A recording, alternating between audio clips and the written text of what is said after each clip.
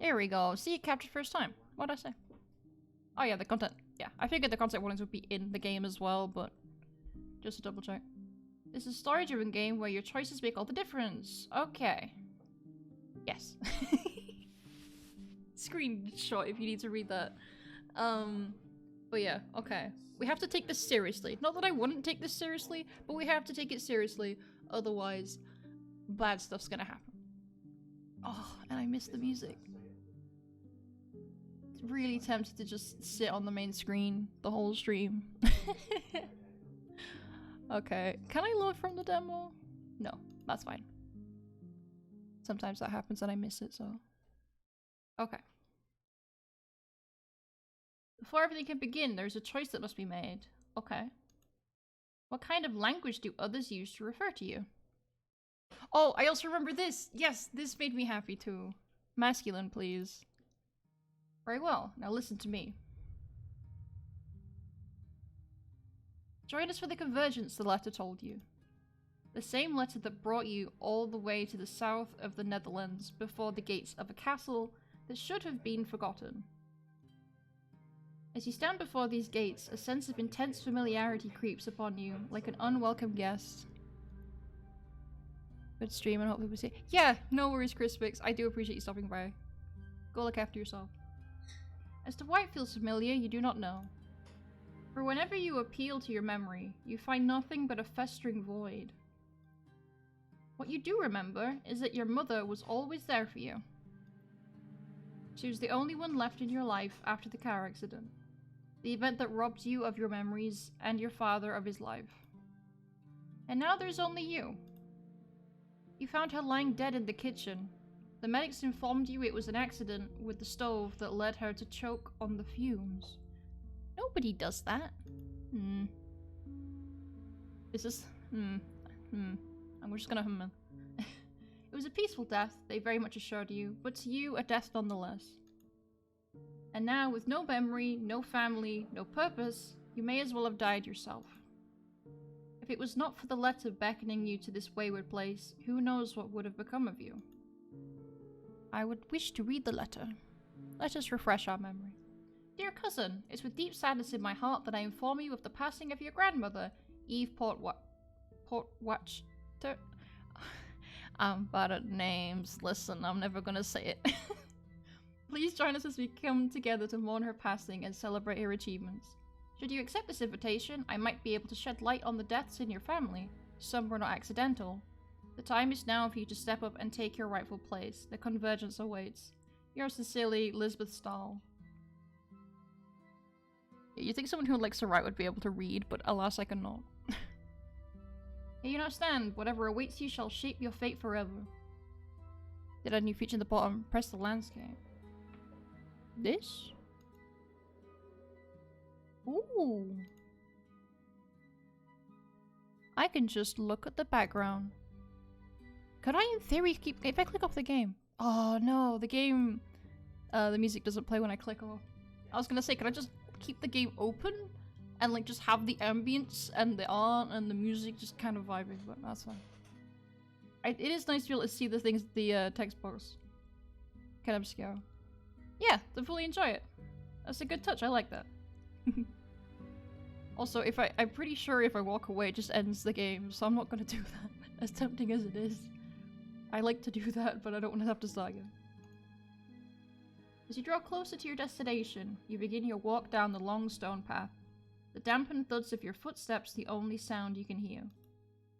Now closer to the building, you finally encounter life. People in fresh, crisp uniforms, restrained by new fabric. Do it. Well, if people want to see what happens when you do that, they'll have to play the game themselves. Ah, you see. I've tempted them now. Big brain. They look up somewhat surprised. Perhaps you've arrived a little too early. Some, however, look at you with a glint of recognition in their eyes. But the most important image is the one you have of yourself. And that is... I'm tough. I can't be meddled with. I know what to do, so know to keep quiet. I'm a charmer, eloquent and persuasive. I am none of these. I'm a big dummy. Where's the fourth option? Where is my representation? SMH. No. I am smart. For the frequent frustrations of your mother, there was never a question you didn't ask. You spot every important detail, repeatedly draw the right conclusions, and invariably have the right piece of information. Yep, that sounds like me, IRL. And most importantly, you now know when it's best to shut up and hide. Wits are a dangerous weapon, and you know to use them discreetly. Do you agree? An apt conclusion, what? The staff continue to observe you with a mix of curiosity and restraint. You return the same knowing look at the members of the staff, thereby acknowledging their existence. The members of the staff react shocked as you attempt to show your good nature. They had not anticipated being noticed. You feel good about your choice. Hell yeah, I do. Though it feels like something in the back of your mind is screaming. Well, that's not as nice. But it's fine. I'm sure it's fine. This place is great. Look, big castle. We're gonna have a wonderful, relaxing time with our family we didn't know existed. Mourn the passing of someone we've never met, so we won't get too sad. And just eat food and mingle. That's what you do, right? Never been to a wake, but I assume. Your mind soon turns back to reality, and you find yourself before the entrance of the castle. You're hit by a sense of abnormality. Perhaps it is due to the mismatch of eons in its architecture, the unevenness of its stone paths, the fading lacquer. Or perhaps it is the rusted ironwork that betrays a glory that once was but never again, and its garden overgrown with hawthorn and thistle. But everything about this place tells you you're entering, no, trespassing, into a world that is not yours. It is now. Kick down the door. Hello! Regardless, here you now stand. In front of the large doors that guard the entrance of the castle stands a woman patiently waiting for you to approach her. Or rather, she tries to wait, but impatience strikes at her. She speeds up to you and presses her hand into yours. Hello, Elizabeth. The arrival of the 11th child. It's good to see you again. Let me introduce myself. I am Lisbeth Stahl, and I will be your guide. You're from the letter, right? That's correct. I'm so very sorry about your mother. My sincere condolences. I'm gonna be nice, because I don't know what's happening. Thanks. She nods. You must be tired and famished. I could either help you to your room, or provide you with some food. What would you prefer first? I have questions. My bedroom. I'm famished. Grandmother. I have some questions, please. What is the building? A family home of sorts. I'll provide you a small tour before the funeral ceremony. Do you have any other questions? I do. Tell me about you. What do I think of the new visuals? I think they're great. It's all really stylized. It's like, she's chilling. She looks cool. Like, this is very pretty. It's just so nice. Like, obviously, I know that it's gonna get creepy, and you're not hiding the fact it's a horror visual novel, but like at the moment, I am just chilling. It's so chill. It's really relaxing. And then it's all gonna go to hell, but it's fine. She briefly freezes up, as if she didn't expect you to ask that question. I don't quite know you well enough myself, so forgive me for not giving a straight answer to that question. I'll take a gay one. For now, I will tell you I'm here to guide you. Okay. You have any other questions? What does the 11th child mean? As far as I know, I am one person. There are 12 of you, but again, all in due time. You have any other questions? Yes. What is a convergence? A family reunion, but again, all in due time. You have any other questions? Okay, I'm fine now. Elizabeth grabs hold of your suitcase. I guess I like food. I'll go get some food. Since you offered. Flour! That's a big flour sack. What's going on in here? First, that's a lot of knives. I guess that makes sense. We're in a kitchen. And a big fire. That would be really cool. This is nice. Elizabeth takes you into the kitchen. Your luggage's wheels jitter across the stones along with her steps. As you enter the kitchen, you're met with the whiff of fresh bread, roasted meats, and an undercurrent of caramelized sugar and alcohol. Between the hustle of members of staff hurrying along their prescribed routes, two young people sit laughing behind a plate of eggs and bacon. Nice. They look exactly alike. Is there a way to speed up the words slightly? I read a bit faster than this. Yes. Little bit faster. Just so I can read it out. How about that? That's better. For me, personally. One of them notices you and nudges the other enthusiastically. Hello, Cora. It's nice to see you again, after a while. Is that— oh my, it is! Victim number 11 has arrived. What a pleasant surprise! We half expected someone to have dragged you into the bushes already. Yeah, I would question the victim 11. Before you can finish your first word, the twins interrupt you, clearly focused on the conversation they're having. Corvus, that's against the rules. Oh, yes, the rules. Have to keep us all civilized. Elizabeth clears her throat loudly and positions herself between the twins. The two loud birds scavenging for food are Corvus and Cora, the Van Roekalu twins. You see what I said about names? I'm so sorry. Give me a moment, I'll see to it you'll get your lunch. Is it Roekalu, or do you actually pronounce the E? Also birds.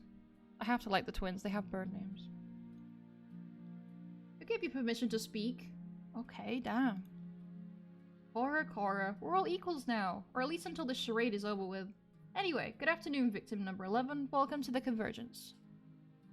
I'd rather you use my name. Look, nothing personal, but you're not going to stay alive long enough for us to care about knowing your name. If it makes you feel any better, whatever happens, we're all doomed. They're a delight. I mean, blessed. We're all blessed. Right, okay, who are you two? As Elizabeth just told you, hidden in a vague insult, the Van Roekalu twins. You may have heard of our family before. I'm just gonna go with that pronunciation. Apologies again. Who? Oh, never mind then. We're good people, sometimes. Hope to stay friends. I think we've exchanged enough pleasantries. I won't call that pleasant. I'd call that a bit orcs, but okay. Elizabeth guides you with her hand towards the other end of the kitchen, outside of the hearing range of the twins. She puts a platter before you with various lunch foods. It looks fancy, but there is something mildly off-putting about it, as if the sight and the smell don't quite match up. You take a bite and your teeth hit something unexpectedly solid. Without making too much fuss, you remove it from your mouth and inspect it. In your palm lays a small ivory-white piece of something. I'm good. You know what? I ate before I left, so I'm okay. You see Elizabeth stare at the twins from the corner of her eyes, but as soon as she sees you finish, she switches her attention back to you. Where would you like to go next? I guess we should see Eve, since she is the game's name. Also, let me turn the music up slightly. When entering the chapel, you feel you're not supposed to be here yet. I did that by accident, because I had to click back into the game. I'm so sorry.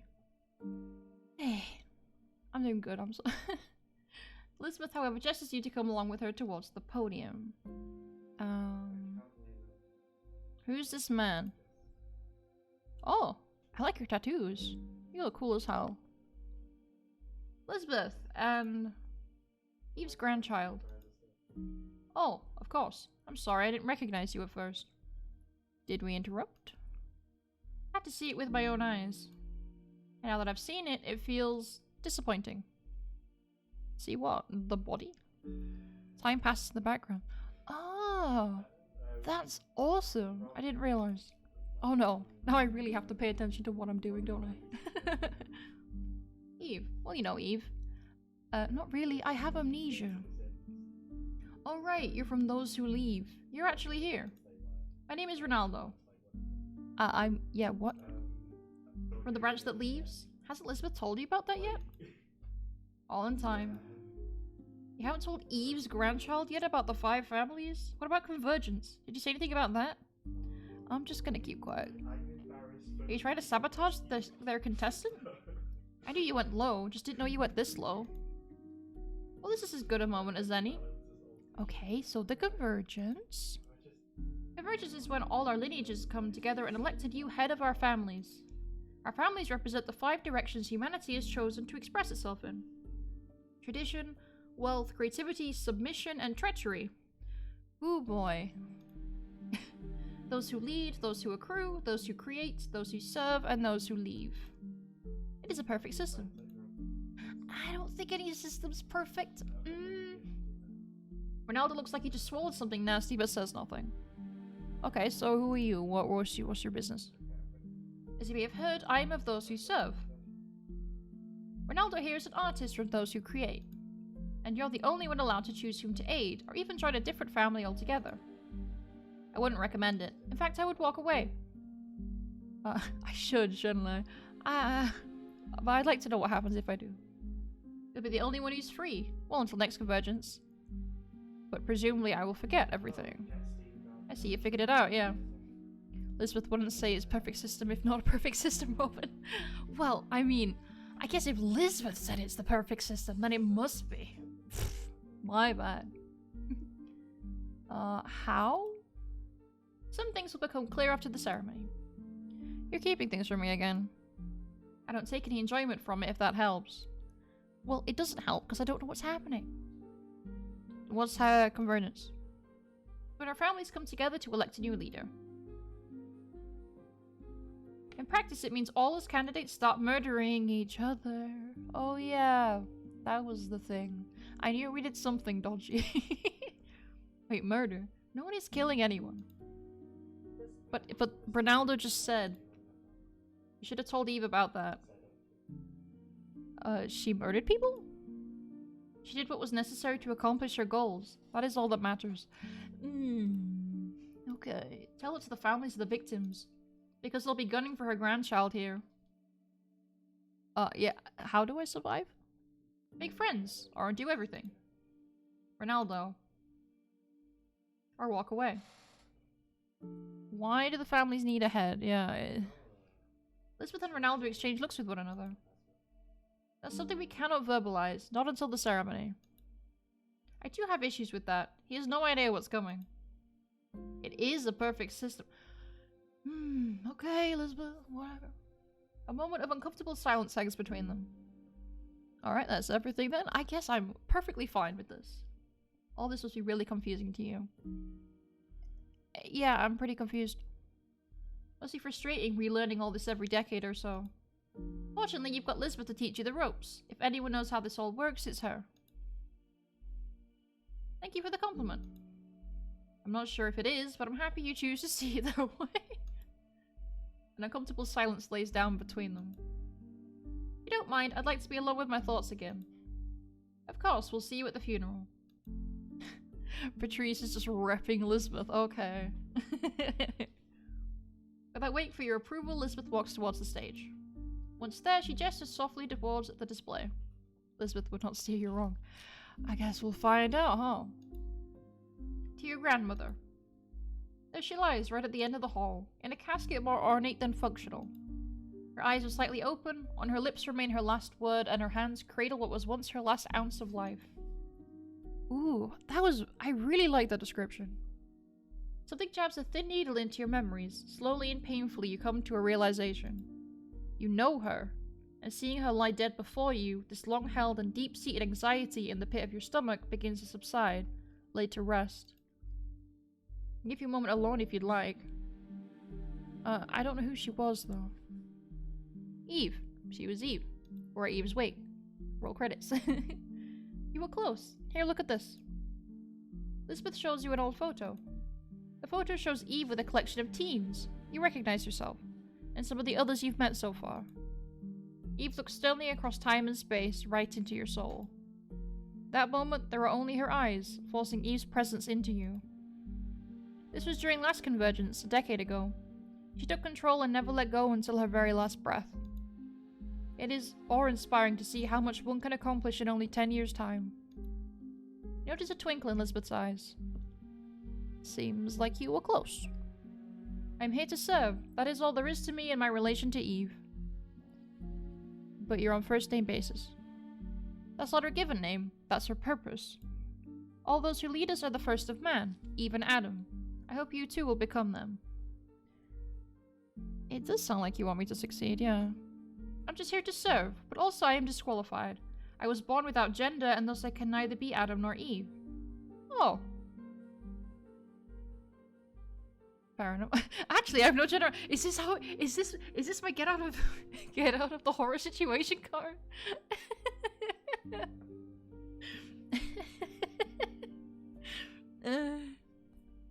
That would be kind of funny if they were like, "Oh, I'm so sorry. You can leave now."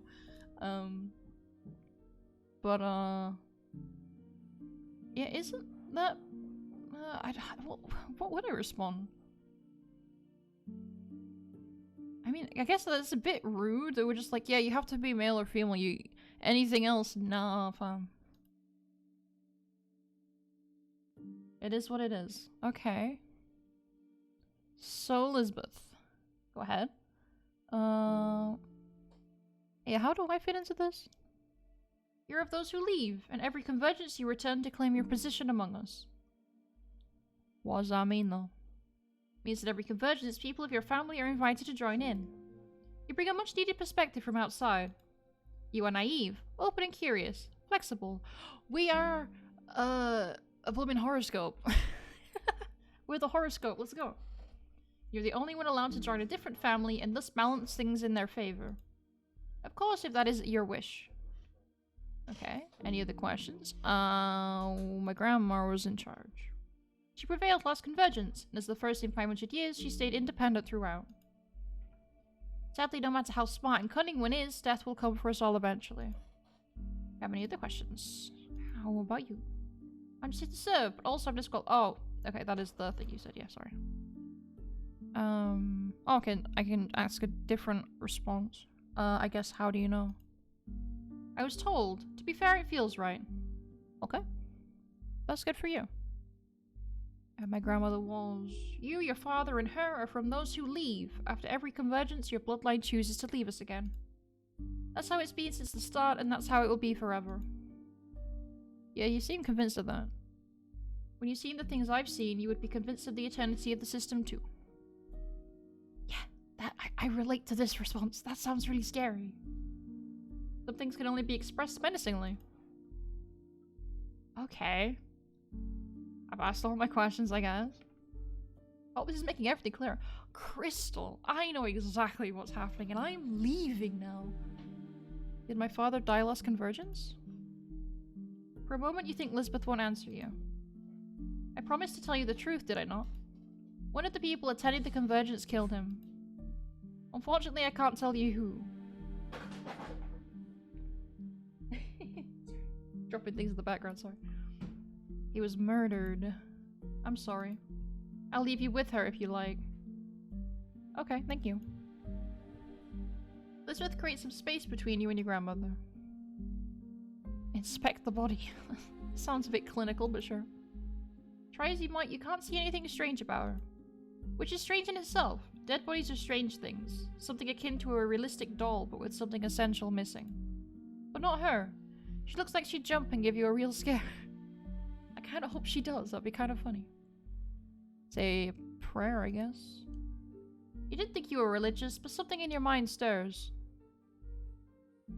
I mean, I'm not religious, but it just seems like a respectful thing to do. Christian, Islamic, Jewish, Wiccan? I mean, I was raised Christian, so that's the only one I would know. You say, "Oh God Almighty, please be kind to her soul and let your perpetual light shine down on her." You thought it would give you a little relief, but as the silence falls once more, all you can feel is being judged by something. Is it Cthulhu? Should I pray to Cthulhu? God damn it! You glance at Lisbeth and she joins you once again. As Lisbeth leads you to the exit of the chapel, you pass the man from earlier. Ronaldo looks deep in thought. As for us, I'll take you to your room. Thank you. This has been delightful so far. Elizabeth leads you up a large flight of stairs and down a row of corridors. It occurs to you the castle is considerable in size, perhaps almost hiding its enormity beneath a veneer of forlorn glory. Elizabeth stops before your designated room. A surprised frown appears on her face. A loud call comes from within the room. "Oh, Elizabeth!" you hear in a sing-songy voice from the room. An older woman waddles out and pulls Lisbeth inside. You choose to follow. That was a mistake. Oh yeah, I remember this. Dun dun dun, is a murder. Because as you enter, your eyes are immediately drawn towards a man lying across the bed. Stark white, naked, dead. In my bedroom. That's awesome. A large chef's knife stands proud as its blade is pierced right through the man's sternum, all the way down to the fabric of the mattress. I'm gonna be quiet. Oh, Patrick, you idiot. Oh, I gained knowledge. Crap, I didn't read that. Oh, Patrick, you idiot. What did you get yourself into? Hello, Diana. It's been a while. How's it going? How are the kids? Are you honestly surprised? No, not at all, Diana. That makes 2 of us. Wait, is that the 11th child? Oh, bless. It's good to see you again. What did you do? I didn't do anything. I wasn't even here yet. I couldn't do anything because I didn't know it was my room until 5 seconds ago. Wow, you've grown into quite the looker. Thank you? Point repeatedly at the corpse. You don't seem upset. Trust me, you'd murder Patrick too if you'd remembered him. A sleazebag, a conman, a serial abuser, and those are just the ways people would compliment him. Damn, okay. I don't think I've ever experienced a convergence with someone being killed beforehand. This could potentially become an issue. Could it? Interesting. Well, I suppose now the twins will have to fight over who needs to take his place. Yeah, aren't you worried that somebody murdered this person? We should be. Someone broke the rules. Are rules that important? Rules are what separate us from the rest of mankind, so yes, rules are important. But it does make me wonder, who would stand to gain most from this? The twins? I mean, is that a chef's knife? If you believe it was any of us, I can assure you we have little to gain. Oh, Bethy, don't bother. Your lineage is as obsessed with this as we are. You're always so good at pretending you're not. The woman turns her back to her as she seems to find you more interesting than Lisbeth. Police? Are we gonna call the police? Ah yes, you're entirely unaware how things go around here. Suffice to say, the police will never set a foot in here. Oh, why? Because you won't let them. And if you do let them come, well, you might be joining Patrick here. Is that a threat, lady? Now, Diana, that's uncalled for. She throws a look at Lisbeth. So you found the body. Ah, you're gonna play the detective, are you? Yes, I am. I love playing detective. Just saying it's suspicious. You see blood anywhere on these clothes? Could have changed them. I could have. And what are you going to do about it? Guess there isn't really anything I can do. That's what I thought. Just to satisfy your curiosity, all I did was find him. I never killed him. So are we gonna do something about the body, though? Yes, Lisbeth, take care of that. I'm not sleeping in here. I'd like to state for the record, I do not wish to sleep in this room. Diana, it's the convergence. Diana's eyes grow as if she just realized she did something foolish. Of course, we'll get someone else to clean up. They did say everyone was equal? So... are the ones who serve normally like the... maids and stuff? I don't know. You call me the 11th child anyway. We're getting to that soon. Please be patient. There's a dead body in what would be my bed. I've just found out people get murdered, and my father was murdered last time we were here that I don't remember because you get amnesia when you leave. I'd rather know right now, thank you. Oh, Beth, you're so terrible at this. You're the 11th child because 12 children of the families were selected, and thus 12 candidates for convergence. Of course, there are candidates of quality, and then there are those like you. But I've taken a liking to you, so do try to stay alive. She gives you a warm, friendly, and utterly affected smile. Her eyes betray no sense of camaraderie. But who are you? Diana of the delightful Pactia family. We had some interesting conversations during the last convergence. Are you still dating that rapscallion? I was dating someone? Absolutely, we got married? Oh no, that was a big mistake. I was dating someone? Of course you don't remember. You left. All those who leave us forget. Actions have consequences, child. Okay, I'm gonna go. And I suppose someone should go and inform Cora now of their participation. 13 children this time, a record. Diana leaves the two of you with the corpse. Upon hearing the last remark, Elizabeth looks up in surprise. So 13 is unusual. Unless we're breaking with tradition, Diana knows we won't have 13 contestants. Knowing her, she'll enjoy making the twins choose. Regardless of what will happen now, the game has changed. I'll inform the staff of this, and I'm sure they'll get you a cleaner room. That would be great. Thank you. I'm having such a wonderful time in this house. We should leave before anyone starts drawing inconvenient conclusions. And some fresh air will be nice too. Dead bodies don't smell nice. I would like to leave, thank you. She puts your luggage outside the room and leads you back to the courtyard. Back in the courtyard, you see Elizabeth take out a pack of cigarettes and light one up. She holds the pack of cigarettes in front of you. You? The dead corpse in my room. It's not my thing, thank you. She puts the package away. So, why is everyone acting like we're in a cult? Needless to explain, Patrick wasn't much liked, but he was a candidate. See, for centuries we've elected leaders of our 5 families, and for centuries there have always been 12 candidates. Imagine, centuries of the same tradition, and now, someone interfered with it. Regardless, he's dead now. Hopefully we can continue the convergence still.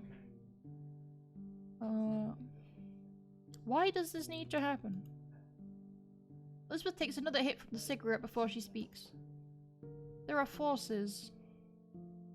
No, you'll see at the funeral. Just a few more hours.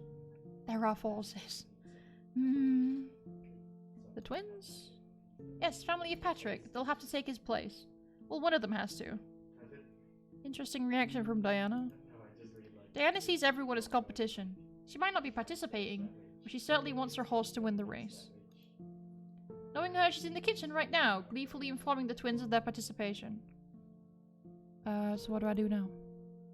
As for you, your room should be ready again. Let me take you there. Okay. Is this a different room or is it the same one? I don't want to sleep in the room where someone just died. Elizabeth leads you back to your room in the guest wing. This time she makes sure the room is clear of anything unexpected before you go in. No dead corpses this time. No, I'm gonna stay quiet. I'll leave you for now. If there's anything, you can find me in the courtyard. But for now, I recommend you get some rest. I'll come and pick you up in the evening before the funeral. And without awaiting your reply, she leaves you before your room. Great. The room is pristine and clean. Only the memory of Patrick's corpse lingers in the room. You put your luggage down and exhaustion strikes you. Perhaps it was the travel, perhaps it was the stress. But before you realize it, you succumb to sleep. Well, at least we can sleep. With everything that's happening. You dream of falling into a void. You hear voices of people you feel you should know by name. Oh, can I just talk about the music for a second? It's so nice. I love the story and I love the music, but I hate that I can't listen to one while listening to the other because I have to concentrate on one of them. But I love them both. Sorry, fanboy over.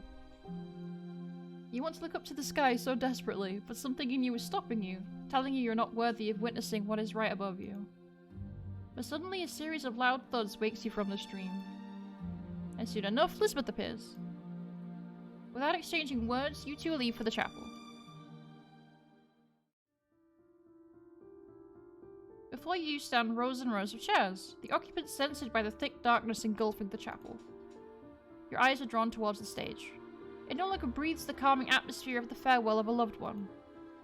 Instead, it looks ominous as shit. I remember this from the demo, it's so scary.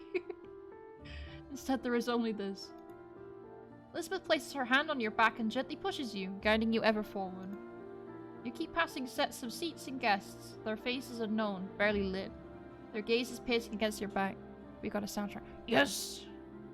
We do. I'm so excited. You guys, you know I love the music. You already know this. I try not to stop and pause on it too much, but it's really good. She leads you to the first row of seats. They're just a small distance from the crowd.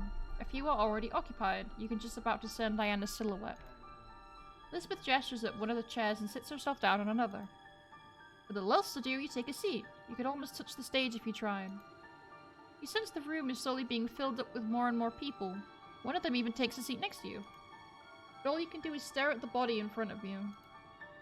A deep, clear voice booms from the direction of the podium, soon followed by its owner. An older man takes stand behind the microphones. It's this guy. It's this creepy guy. Welcome, everybody. Don't mind my headdress. It's completely normal in this area. His small eyes run over the crowd, seeking and searching for those to latch his steely gaze onto. When he reaches you... I'm staring at him. I am challenging you with my eyes, my good sir. You try, but soon his gaze forces you to look away. Goddamn. We've gathered today to bid a final farewell to the greatest among us. Born from the lowliest of our families, Eve was nothing short of an example to every single one of us. A truest servant of our magnificent patron. Who amongst you remembers how she effortlessly defanged her competition only a decade ago? Who among you still feels the scars that she has inflicted on every single one of us? And this is a good thing, apparently. Who amongst you still dreams of the night of her ascension? And who amongst you thinks they can replace her majesty? A soft murmur runs through the crowd. I say, who here has the arrogance to believe they will serve our patron best? To your surprise, you see several hands from the crowd in the air. Ronaldo is among them. I'm not getting involved in that, nope. One by one, voices sound from the crowd, speaking a strange language and carrying a strange tune. You don't understand any of the words chanted, but you still feel them resonating deep inside of you. For the first time in years, you feel at home. We're just chilling with the cultists. I love it. Yes, say Lord and reach the patron. No. Elizabeth nudges you hard in your side. The crowd repeats their shouts, the flames flicker in the rhythm of their mantra. And when the voices reach crescendo, the high priest shushes them. Listen. Centuries ago, our families were lost. But then the stars whispered to us. They recognized how we represent the 5 tenets of humanity. Tradition, ambition, creativity, submission, and treachery. They recognized that we were destined to serve the patron, and in turn the patron provides. Our Drutin provides, chants the crowd. Hey, woo! Can he provide me an exit? Thank you. You molded Mathilde into Eve and provided her the tools to do great works. Who of us lower beings could have ever expected her achievements when she took control? Her wit and persistence brought pitiful bankers to beg us for mercy. The laws now favor us and our creations are exhibited in every prominent gallery across the globe. With her sad passing, one of us will now gain the patron's eternal power. As tradition prescribes, 12 of you have already been chosen. One of you shall be the patron's new favorite and leaders. Come, candidates, come and present yourself to me and to Eve. Soon enough, 11 of you stand before the podium. Aside from Ronaldo, you don't recognize any of the others. They're mixed in age, gender, origin, wealth, and level of excitement. The High Priest looks over to the lot of you, and his dominating gaze makes way for confusion. I only count 11 of you. I'm keeping my mouth shut. I don't like it. Patrick was murdered this morning. His body was found in the guest wing. The High Priest visibly dry swallows. And who will replace him? One of the Van Rokalu twins, Your Excellency. He turns to them like the devil put fire beneath his shins. What are you waiting for? For the patron to come down and drag you forward? We just think... Get down here, boy. And you too. As Corvus tried to say, Who of you is taking Patrick's place? The twins exchange looks. Then Corvus steps forward, his shoulders tense up. Neither of us needs to. For a brief moment, the old priest spoke no words. Instead, his shoulders heaved up and down. Uh-oh, he pissed. Are you... Are you daft? How dare you throw away this opportunity? You should be fighting each other for the honor, not acting shame. Perhaps Patrick shouldn't have shamed us by getting all murdered like that. Don't you talk about him like that. And he's not here to beg for forgiveness now, is he? Which one of you is going to take his place? We'll play no part in this. Oh, snap. The High Priest inhales firmly as if he was about to burst out. But instead, his eyes grow in enlightenment and he throws back his head. Very well. He walks over to the small red casket and takes the revolver on display in his hand. As he puts the bullets in one by one, he addresses you directly. I don't like this. Is this the save button? No, this is the scroll up button. I didn't realize. That would have been good to know. God damn it, I want to save. I'm gonna die. You, 11th child of treachery. He faces over to you and procures a coin from his pocket. His hand is noticeably shaking in stress. Prove yourself to the patron. Heads or tails? Wait, what? It's not that complicated. Heads or tails? Elizabeth, what's happening? Elizabeth sits right up and tenses her shoulders as if she was bracing herself for what was about to happen next. Penance. What? Silence. You've had the chance to choose, now suffer the consequences of your ineptitude. I'm pretty sure I remember from the demo, if you don't choose, you get shot, so I have to choose. I think. They might have changed it, but I don't want to not choose and that happen. So, heads, I guess.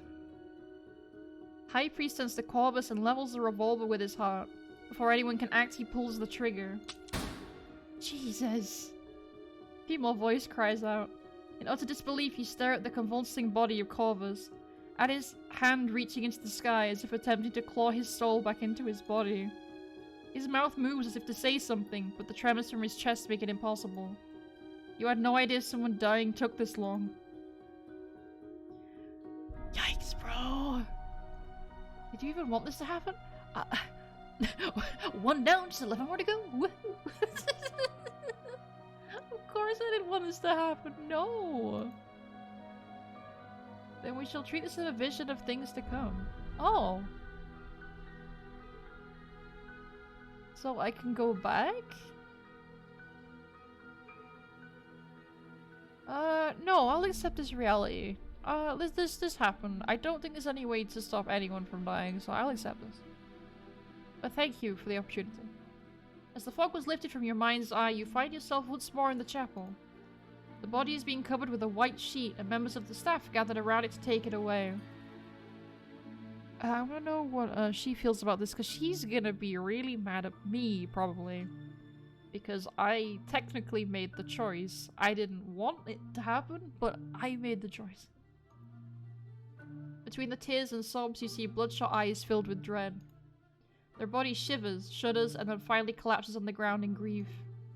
An older man, seemingly an older version of Corvus, joins them in grieving. The High Priest takes the stage again. Say Lord and reach the patron. A soft drutin from the public follows. But it's not enough to cover the remaining twins' soft sobbing. O patron, forgive us our inactions. Forgive us our temperance. Forgive us our compassion. Patron, forgive us, shouts the crowd. O patron, while we are weak, pathetic and scared, before you stand the strongest of us, the bravest, the most vicious.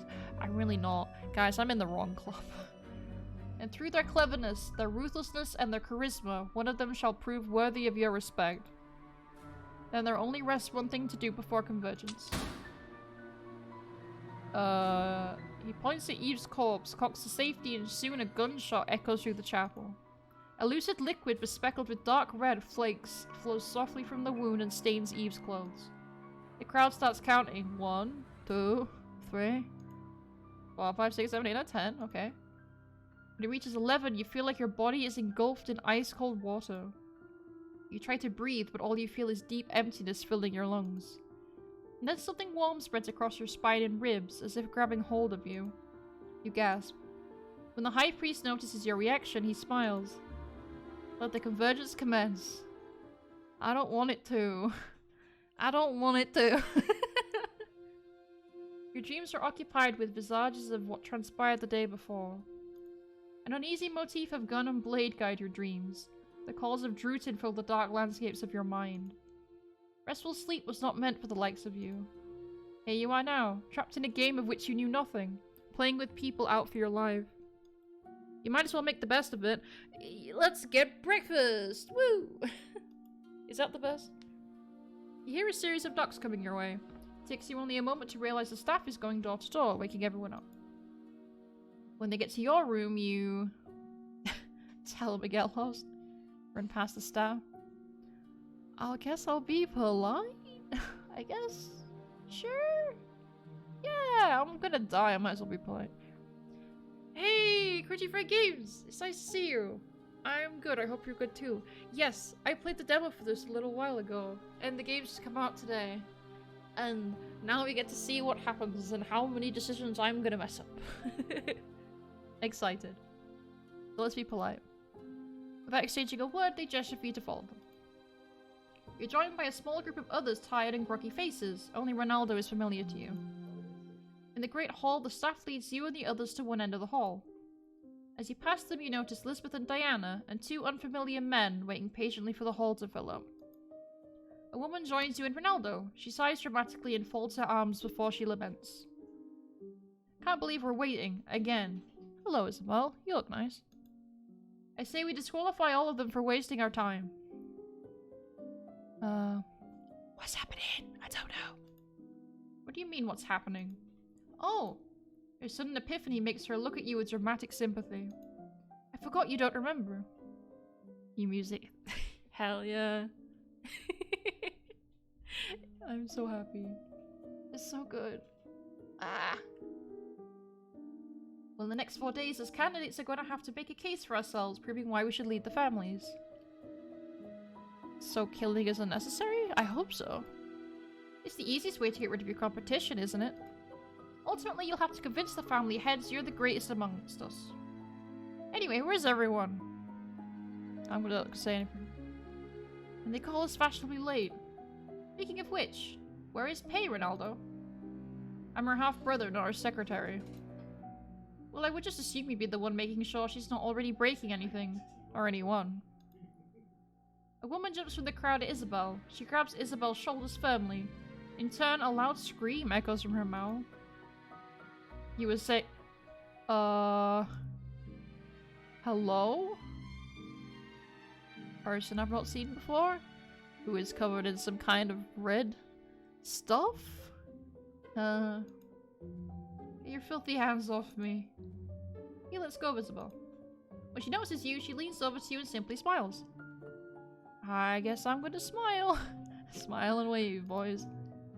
Next moment or so, the two of you exchange smiles. She lifts her two fingers to her eyes and then points them at yours and back to hers again. Right. Oh. You really need to commission the background artist. Right, you can look at the background too. There's a button for that. Ta-da!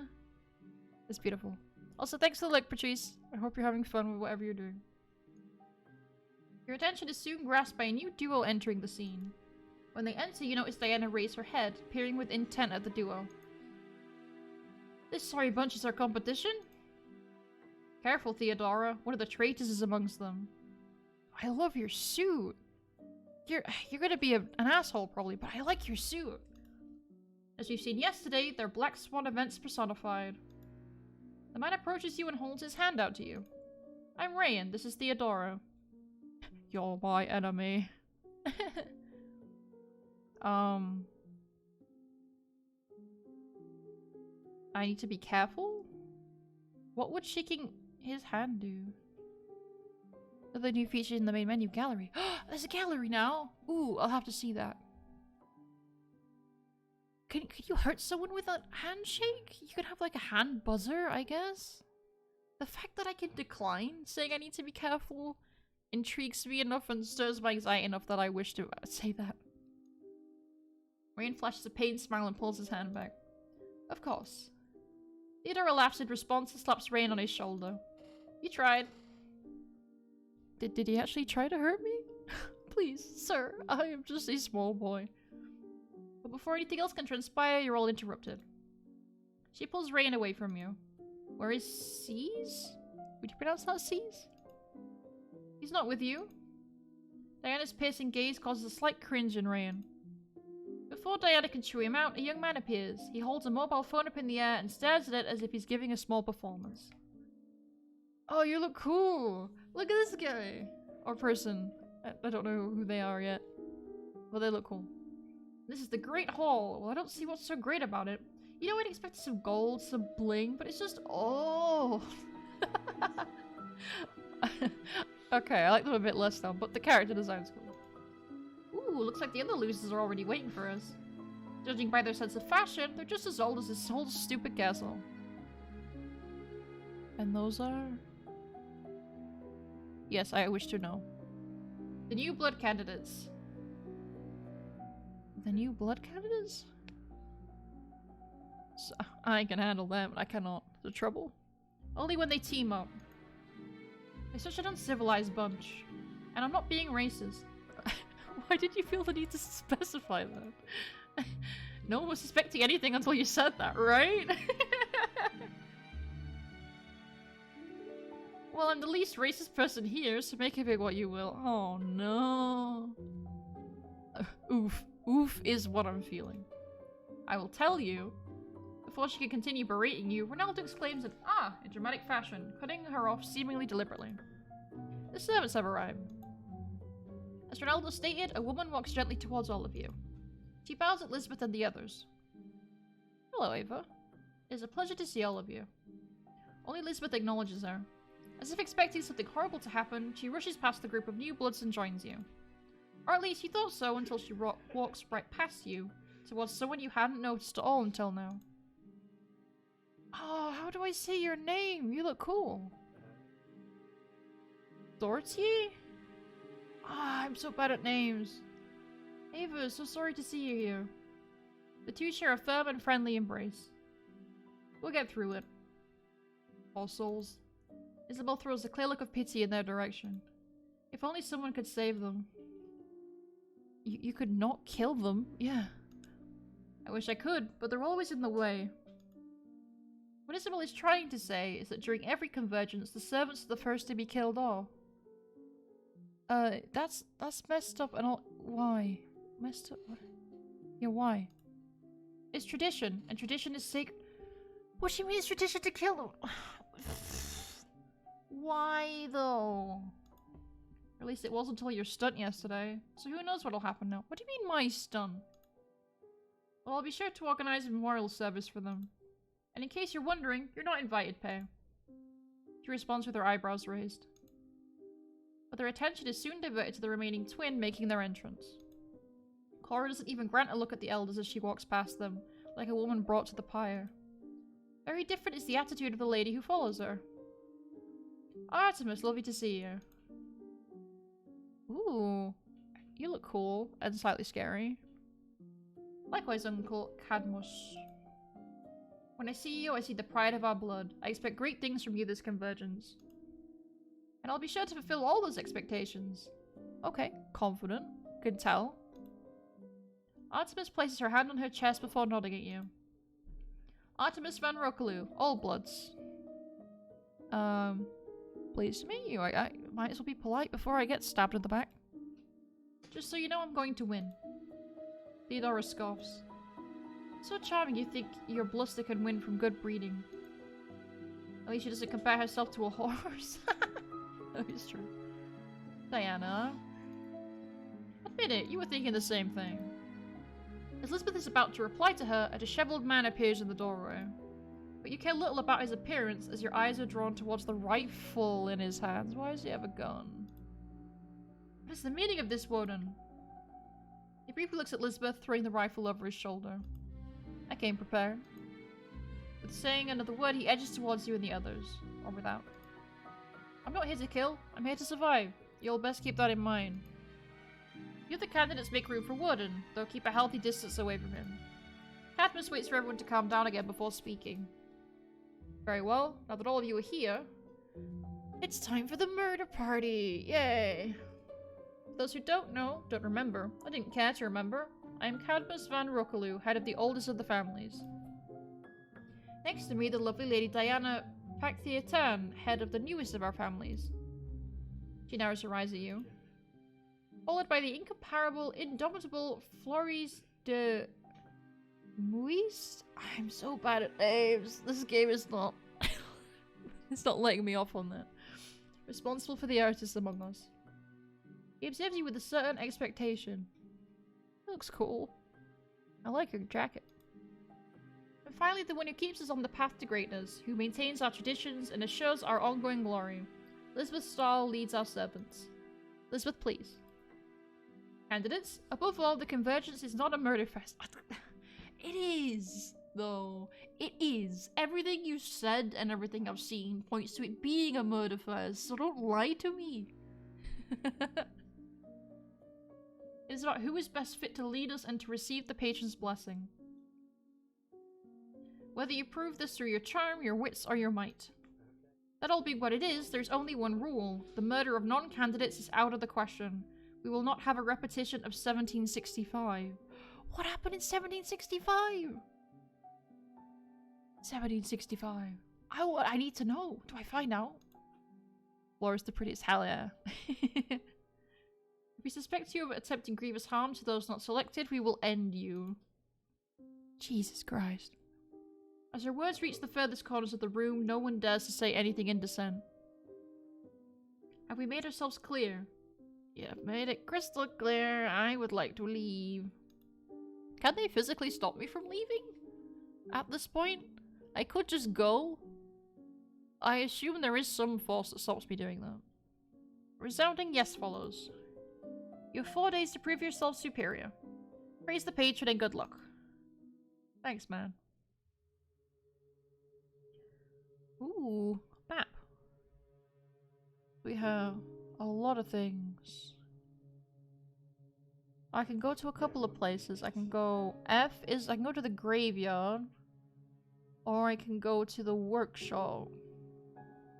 I am terrified. I'm gonna have a drink real quick. While I ponder my choices.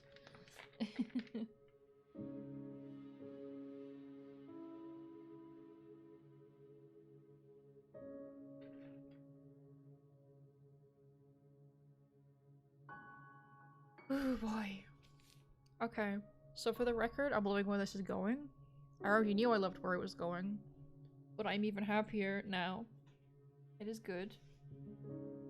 I am terrified. I'm going to die horribly. But can I manually save? I can save. I'm gonna save right now. There we go. Just in case, you know. In case I really screw up. Okay, stress. Graveyard or... Oh no. This is a boardroom. That's for this one. This is a boardroom. Boardroom or graveyard? I'm gonna go hang out with the dead. Someone is digging things up in the graveyard. Oh, I can click on it. If I need allies, I can rely on the Old Bloods if they want me. I don't want to win, but I don't want to die. I just want to chill and then go home. What are you digging up? I'm curious now. Always graveyard, yeah. Ooh, they have a cool statue. And we got the spooky strings. You're not far outside the castle grounds when you stumble into a bizarre collection of gravestones and mausoleums. The muddy pathway is littered with the remainder of statues. Some shine in pristine modern marble, while others are made of mossy stones as old as time. In the distance you see a figure sitting down at a freshly dug grave. Visit the lone figure or check what P is doing. Can I do both? See, I'm intrigued by P. I can't remember what her name actually was. I know that she gets called P. I think there was she. Because like, she seems really eccentric, but eccentricity is surely quite an interesting trope in this scenario.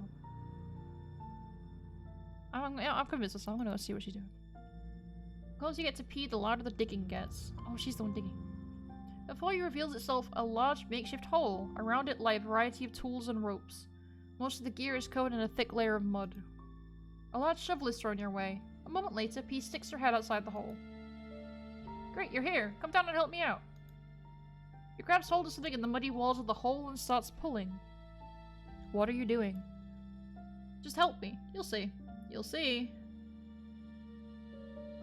Okay. I'm gonna help you dig. The both of you start pulling the handle. It takes a few tries, but soon enough the tip of a casket appears from the mud. We're grave robbing?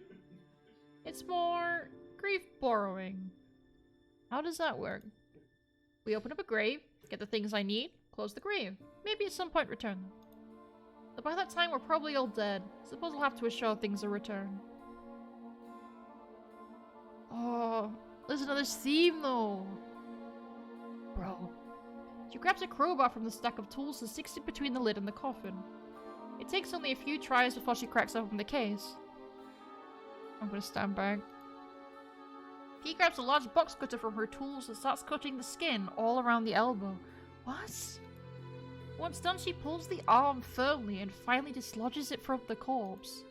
Sure enough, she stands there with a 300-year-old arm in her hands. I see you don't need a hand anymore.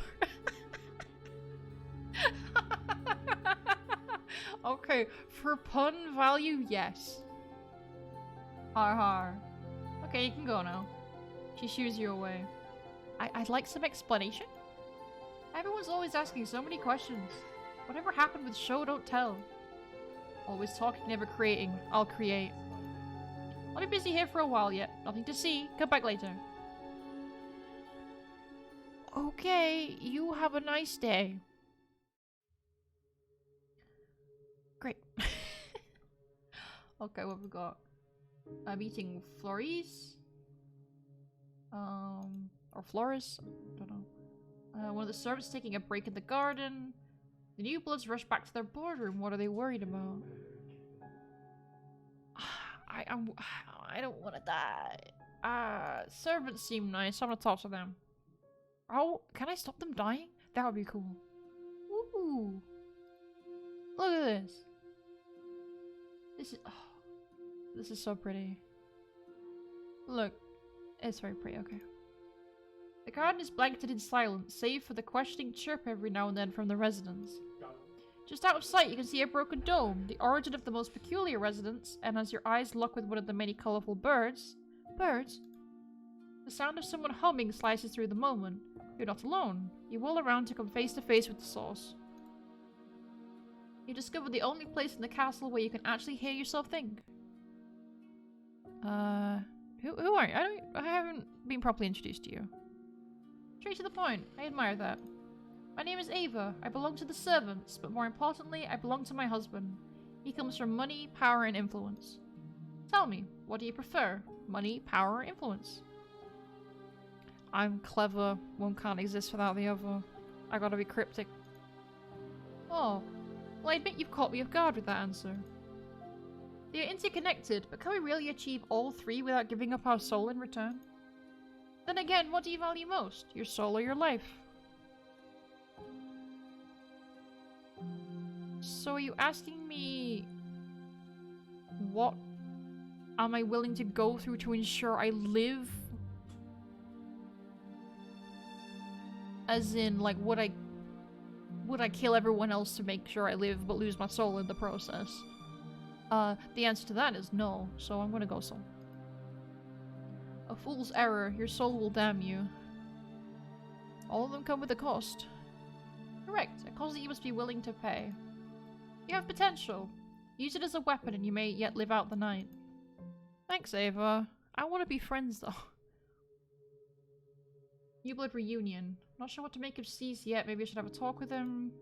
Isabella's paying respect to my grandmother, maybe she'd be interested in a chat. Someone found a suspicious package.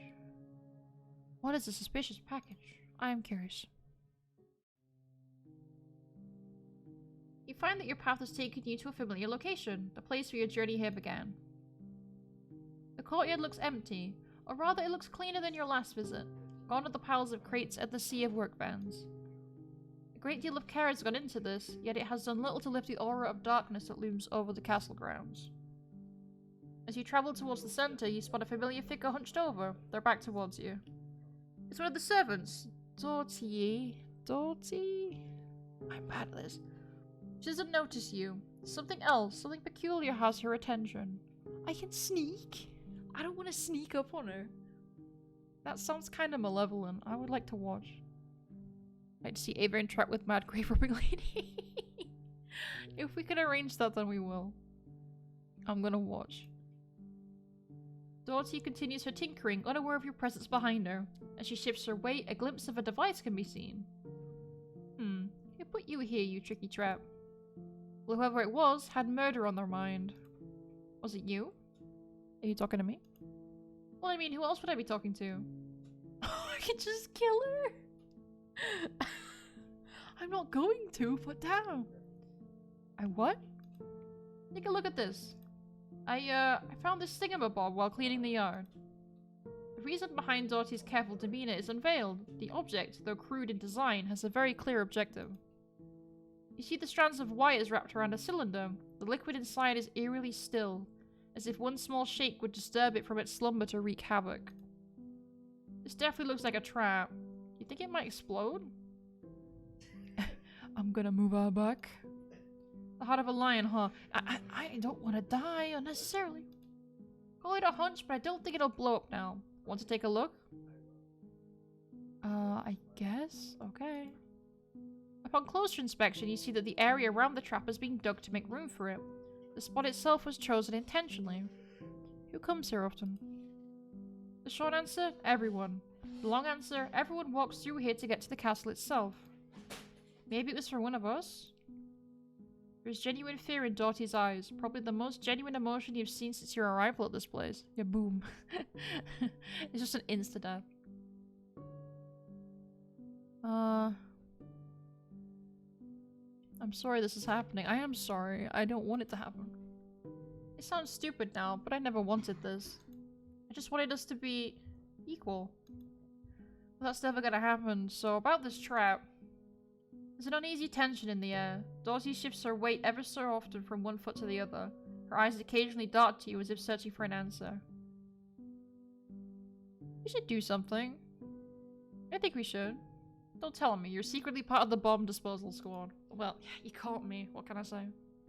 That was a joke. It'd be great if you were, though. The trap place had moved, as if silently listening to your plans with Dottie. However, its metaphorical life is now in your hands. What will you do? Pulling out all the wires should work. I've changed my mind. This is impossible. Let's try this wire. Hang on a minute. This is a dangerous situation. I'm gonna do this. I don't know how bombs work.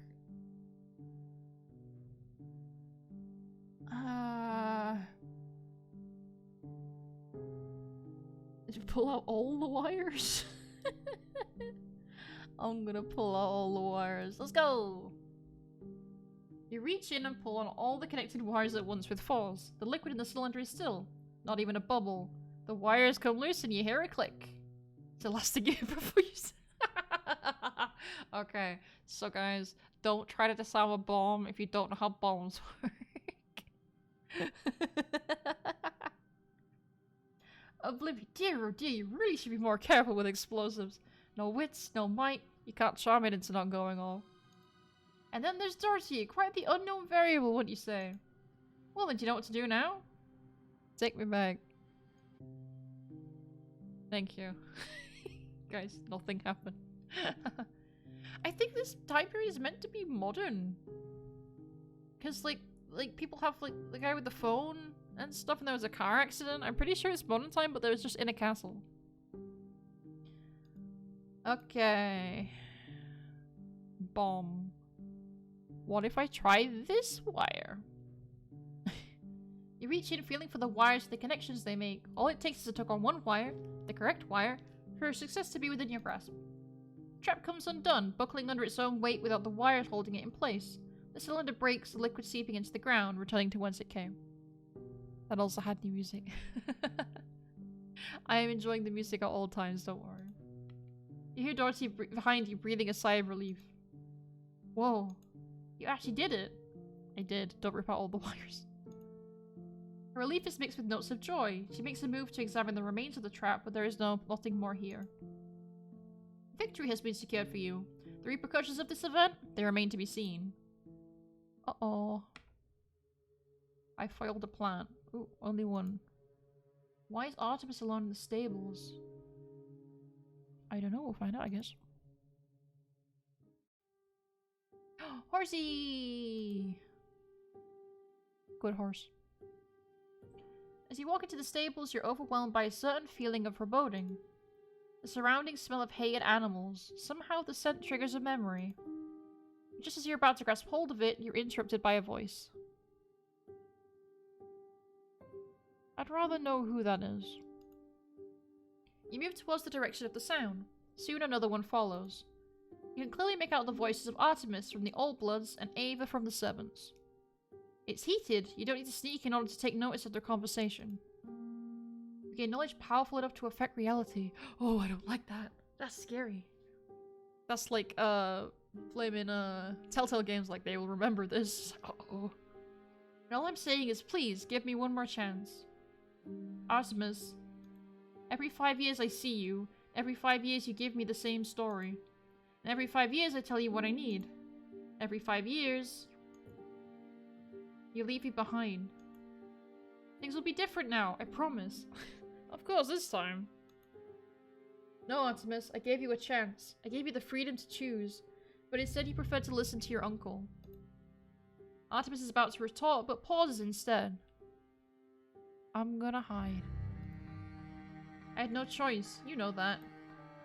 Well, whatever it is, I'll not be yet another person's side piece. I'm tired of all you people just demanding my devotion. You didn't call me, mail me, or speak to me all these years, and now you have the audacity to want me back. I could kill you. Her rage echoes through the stalls. Please, Ava. As she begs, her eyes focus on something behind Ava and grow in panic. No, Warden, you don't get... Oh no. Oh! From among the shadows, Warden appears. In his hands, a large splitting axe. His eyes transfix on Ava's back with cold, hard certainty. Before any of you can do anything, he raises the axe above his head. No! Ava, no! Before any of you can interfere, it buries right into Ava's back. A blood-curdling scream echoes through the stables. Artemis rushes over to Ava and kneels down beside her. In her desperation, she tries to prop up Ava's head, but to no avail. That was the last of Ava. Could I have saved him if I came forward? God damn it. Not like this. What the hell did you do, Warden? Protected you. She was about to murder you. Jesus Christ, Warden. No, she wasn't. She wasn't. We were just having a disagreement and you killed her, you... You big stupid... I mean, I don't... From the sounds of it, Ava had a reason to be, you know, pissed off. So... I don't think she deserved an axe to the back. The rage on Warden's face disappears and he looks at the body. She was saying she was going to kill you. It's metaphorical. He only now takes notice of you, but he says nothing. Oh. You killed her, bro. He shakes his head in disbelief. Artemis kneels down next to the body and takes Ava's head in a loving embrace. Oh, Ava. What happened? I thought Ava was going to... Sorry, you just axed her? I had good reasons to be suspicious. Shut up. Literally. Just shut up. Warden's gaze darts around the stables in search of anything. You notice the snub-nosed revolver before he does. Show the others hide it?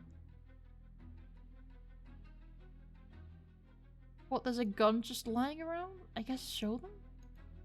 You walk over and kick the revolver when the others are looking. So she was armed. So is everyone else. I don't hide my weapons like a coward. Oh, yeah, that makes all the difference. I didn't see what I saw.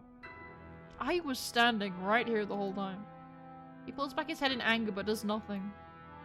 Meanwhile, Artemis begins to get up. She pauses for a brief moment as she notices how much blood is on her. Let's take care of her body, before others might get ideas. But... Don't say a word to me. You killed her, Woden. Live with it. Live with it like I will have to. Okay. Artemis briefly leaves the two of you. Soon after, she comes back accompanied by a small number of staff. Every single one of them is silent the moment they lay their eyes upon the body. Come on, we don't have all evening. The staff exchange looks with one another. It's clear to you they're gutted by what has transpired. Logical. Ava was one of their own. Both Artemis and Warden don't say a word, save for instructing the staff. Very quickly you start feeling like a third wheel. There's nothing left for you to do here. Oh man. I probably could have done something. Here you are again in the oasis of this nightmare. What will come of those you've met? What will transpire tomorrow? What will happen to you? But you're certain of one thing. You mattered. Your actions mattered. I know they did. It's tomorrow that will tell you how. Or if you're so inclined, perhaps in the right hands the strings of destiny could play a different tune. How does this work? I'm intrigued. With a little bit of effort on my part, I can allow you to relive a day. Perhaps you made choices you now regret. Perhaps you've learned of things that grant you an unfair advantage. Or perhaps you're curious about a life you haven't lived. All those choices and more can be altered by replaying this day. I do like that we just canonically talk to the narrator. And are like, hey bro, I jeffed up. But I will live with it as it stands. Bravery is commendable, if perhaps a little foolish. Just so it is done. Okay. Well, it's still gonna be good. Wake up, wake up! A happy, bright new day awaits. Though neither of those qualifiers would ever fit the weather outside your window.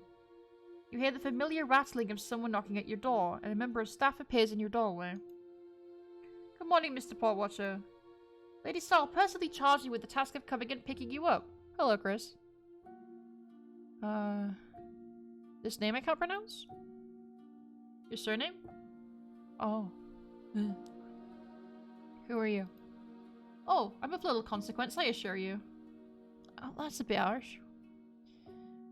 Let me get myself ready, I guess. Of course, after you're done refreshing yourself, please follow me. The servant leads you down to the Great Hall. You're clearly one of the last to arrive. The smell of dark roasted coffee, freshly baked eggs, strands of fried bacon, and an assortment of local and French cheeses greet your nostrils like a warm hug.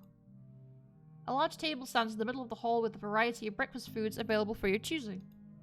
But something about it just seems off.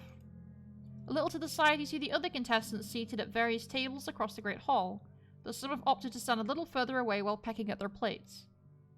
Despite the comfort of good food, there is a tension thick enough to play like a fiddle. There is no Geselligkeit here, only a twisted parody of a cozy family breakfast. The Old Bloods, Artemis and Woden, are observing you with a certain reservation. The other contestants are treating Woden with clear animosity. Rayan regards you briefly, but returns to his conversation with Theodora. Dorothy sits in the corner observing the other contestants. Oh yeah, because she was with Ava.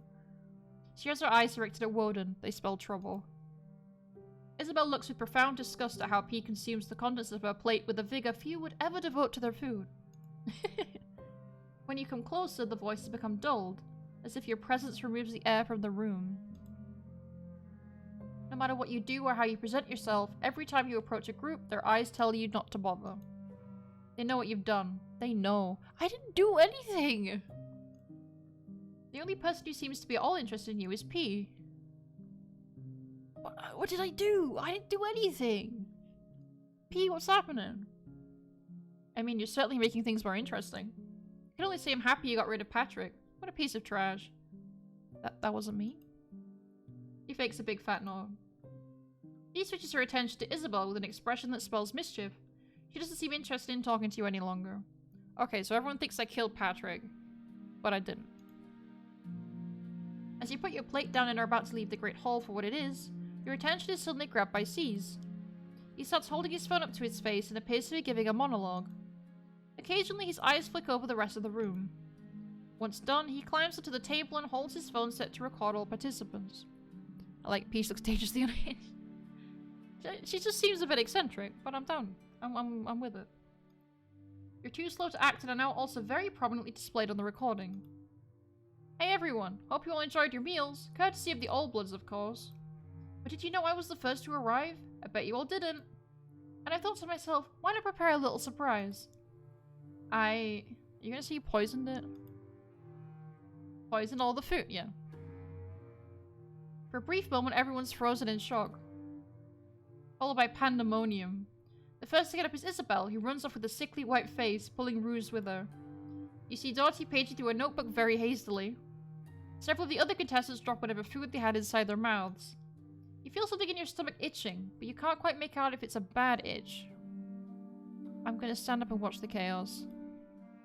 Sometimes it's best for a person to do nothing, and now is that time.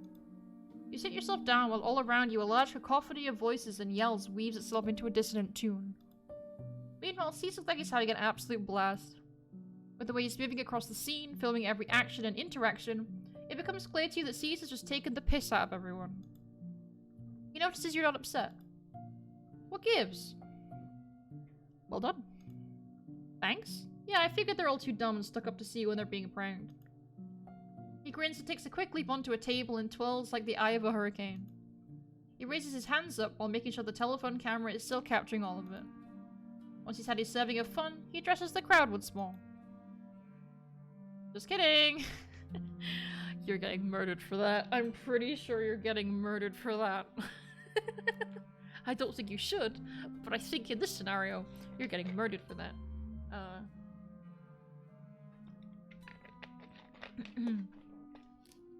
What a douche. What kind of funny? Oh my god, you should all see your faces. Holy shit, you're all so dumb. Wada narrows his eyes. Oh. He's Wada gonna try and kill it.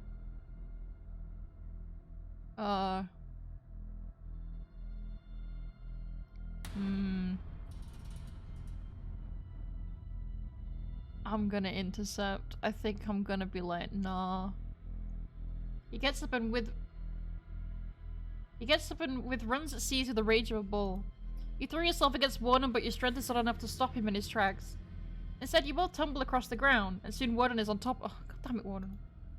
He breathes heavily as he looks bemusedly at you. What the hell? He's a fool, but this is more foolish. Don't make another mistake. We don't need more death.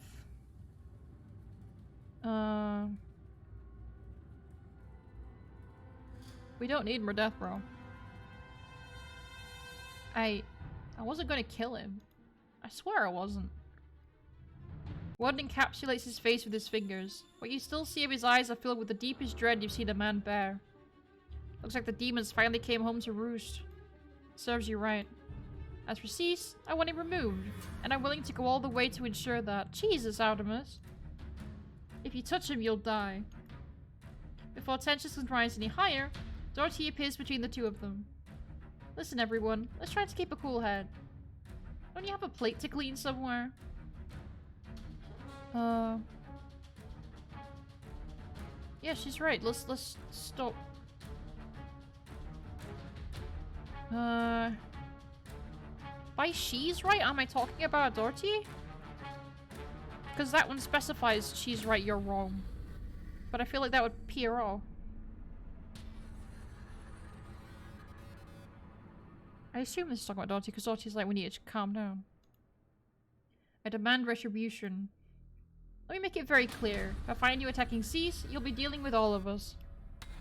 Who said anything about you finding out? You're fighting like children. Just calm down.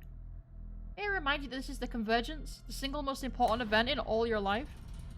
Ah, of course I need to remind you. You keep forgetting, much like you keep forgetting your plays. Oh. Please do calm down. Enough has happened already. Zordon got up here. Is he still on top of you this whole time? He put his hands over his face, so I assume he's like sat back. Is how I would assume it's happened. What about that loose cannon over there? Warden, you mean? I overreacted. I admit that. Overreacted? Is that what you call it? Shall we ask Ava if she agrees to that assessment? I did what was necessary. No, you did what you wanted to do all along. You think I didn't spot you eyeing at the servants, at the artists, at us? You're nothing but a raging beast. I'm not going to stand here and get accused like this. Well, she's not wrong. You did kill her. And Artemis doesn't seem as upset about it as I would expect. You're taking their side? We're family. Yeah, but you Angie. You killed Ava. No, I'm done with you. Everyone thinks of me as a monster, then I have nothing to add here. But I will say one thing. I came prepared, but not for this battle. With those words he leaves you. What does that mean? Dorothy is about to say something when she immediately falls silent. Her attention is grabbed by the phone on the floor. But you also spot P showing interest, and she'll be there first.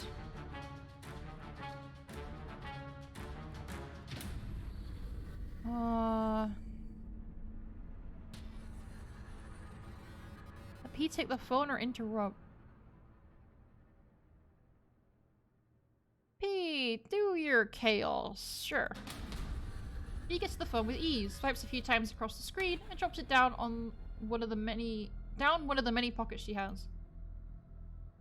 She quirks an eyebrow when she notices your interest in her. Could I have the phone? Ask me later. I'm gonna have a look-see myself first. See you around. When you look around, you see most people have already left the Great Hall amidst all the chaos. Around you, various members of staff have started piling up the dirty dishes. There's not much left for you to do here. Well. Okay. Everybody is on edge. Understandable. Warden Somnoff might be open to a talk. I wonder what the New Bloods are up to after this morning. Oh, there's also... I heard some servants speak in hushed voices. Perhaps one of those helps. I want to go talk to the servants. You guys seem nice. The quarters, though large, feel almost claustrophobic as you enter. The area has been recently cleaned, however. The occupants of the rooms are going about their daily routine. But you spot both Naur and Lisbeth in the corner. From Lisbeth's expression, the subject matter is grave. You've never seen Lisbeth angry like this. She has a firm grasp on Naur's wrist. I found his body, Naur. Do you have something to do with it? And if I did, then what? You won't be missed, that's for sure. But you won't believe me even if I deny it. You've got your mind made up. Lisbeth is quiet. You notice her gaze keeps traveling to where you stand. We will continue this later. Lisbeth's hardened look softens only for a moment when she sees you.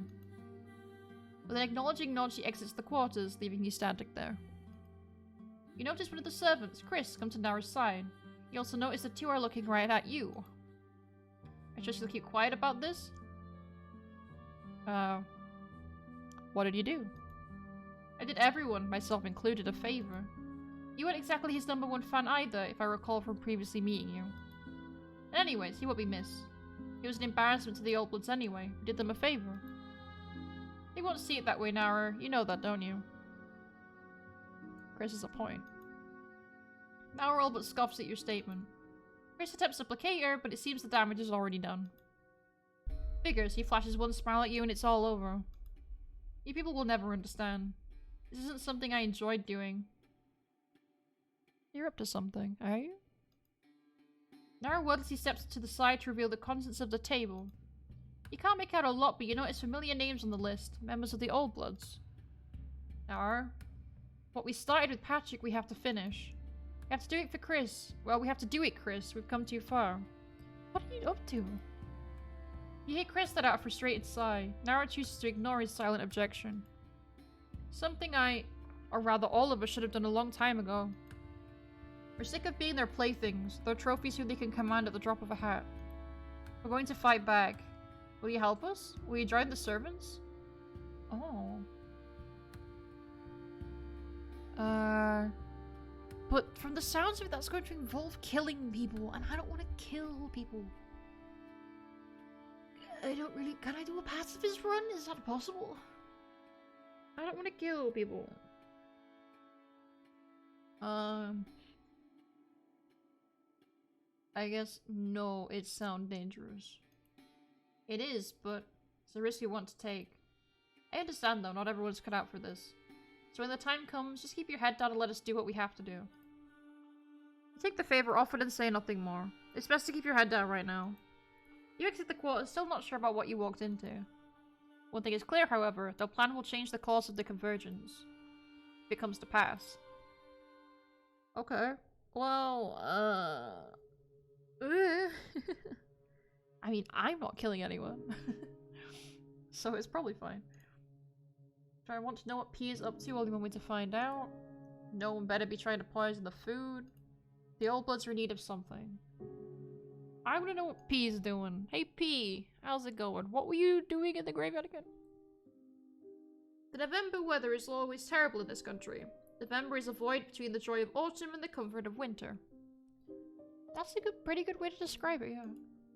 In the lowlands, the world dies once every year, and that time is November. Spooky time. Amongst the damp and drear, you hear the hewing of a shovel against clay. Across the scene, a kaleidoscope of holes puncture the graveyard like a sewing machine gone astray. And from one of these holes, you hear a ta-da! 2 arms holding up what appears to be the remains of a lower leg. Is she making a Frankenstein monster? Oh, hi there. Would you hold this for a moment? Except the leg. Sure, okay. Thank you, now let me get myself out of this hole. With a little effort, she climbs out the deep hole, her coat even more stained by mud and the moist of the corpses she was handling. She takes the limb and carries it to a small white tent of some sort. Only when she folds the white canvas do you behold the contents. The tent was never a tent. It was merely a cover for a heap of limbs and torsos, all carefully selected and arranged for their intended purpose. I had wondered. She pays no heed to you. Instead, she carefully moves some of the other legs around, almost measuring the fresh limb against the others. For a moment, your eyes are caught by a large black stone object lying in one of the trays, but as soon as P starts speaking again, the object disappears from your mind. This will actually do. I might actually be able to pull this off. Here, which of these do you think is the most suitable? She holds 2 arms before you, one young and tattooed with a complex pattern reminiscent of Javanese batik patterns, and one skin over bones petrified by the ages. Neither of them hold much appeal, but P treats them as tiny treasures. What is this for, though? A 5th day surprise. Now which one? Tattoos? It's the patterns, right? Done with the original hand tapping technique. Give a human ink and 2 sticks and this is what you'll get. She lays your choice away from the others. Next up, she shows you 2 heads. Both look almost alike. Wait for her to explain herself. Which one? They look the same. They're twins. They were 2 of the last 3 standing during the convergence of 1891. The twins decided to murder each other, leaving space for the first servant ever to become the favorite. That's interesting. Ever since then, they no longer allow both twin siblings to participate. Not that stops the servants from winning still. Oh, that's what happened, that's why. The twins thing. Okay. I guess the left one? Okie dokie. That's it for the choices now. What is this for? I want to know. You really should talk about an art piece before it's finished. Come and see me tomorrow. Is there anything else you want from me?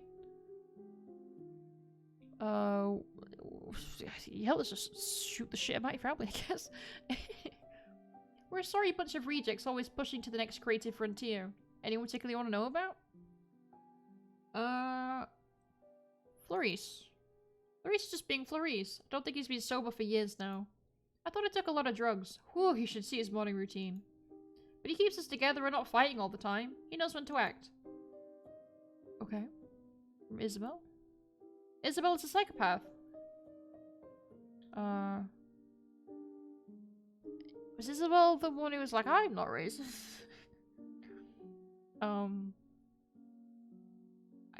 I don't really agree with any of these options. I guess she seems nice. She seems like, but make no mistake, she's a parasite through and through. Once she realized how much praise she gets for being an innocent lady trying to save the natives, she's done nothing but, oh. Wouldn't have minded to offer myself, but I don't want to traumatize Ruse more than necessary. Okay. Ronaldo.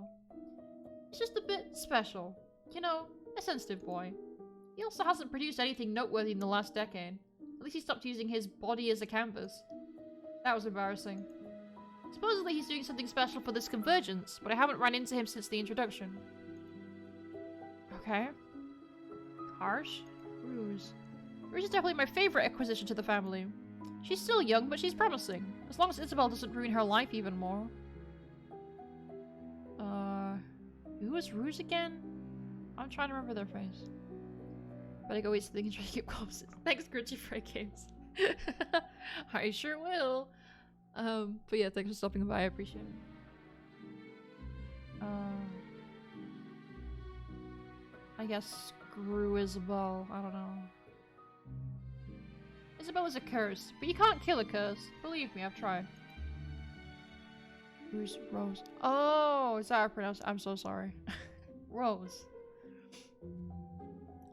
told you. Names. It's literally my it's bad. Okay. What now? This is the moment we do a back and forth and you try to dance around the truth. The truth? So here's the thing. My whole life they called me crazy. Oh, it's Dutch for rose. Okay. I've seen therapist after therapist, but none of them could ever explain to me why there are so many realities. It probably didn't help they disappeared as soon as I started telling them the truth about what happens here. Oh. So I'm bipolar. When I channel my manic episodes into neat little projects like this, my mind stops working against me and I'm relatively at peace. But I still see all possibilities existing at once. So you know what will happen? Only when it happens. It's not particularly useful, really. Why are you telling me this? Because I know this is never the moment you kill me. And I know you experience the same thing. Wait, what? The whole solving things at the same time? Having parallel versions of yourself just slightly ahead in the future so you won't repeat their mistakes? Guess mine works differently? Wouldn't be much fun if we all had the same thing going on. I can only answer I don't know, I don't care now. Okay. Okay. Well, I still have lots to dig and collect, so I hope you'll excuse me. Or is there something else? Oh, the phone. Could I have seized one? Oh, sorry. Dottie already came for it. Don't really know what she wants with it. I told her she could have it if she showed me what's on it. Can you tell me about it? Okay. You helped me before. So Caesar's fans, right? Scary, scary fans. And they found out bad things. Like things that, were they ever leaked out, we'd all be done for. Unless the next favorite undoes it, of course, but I wouldn't risk it.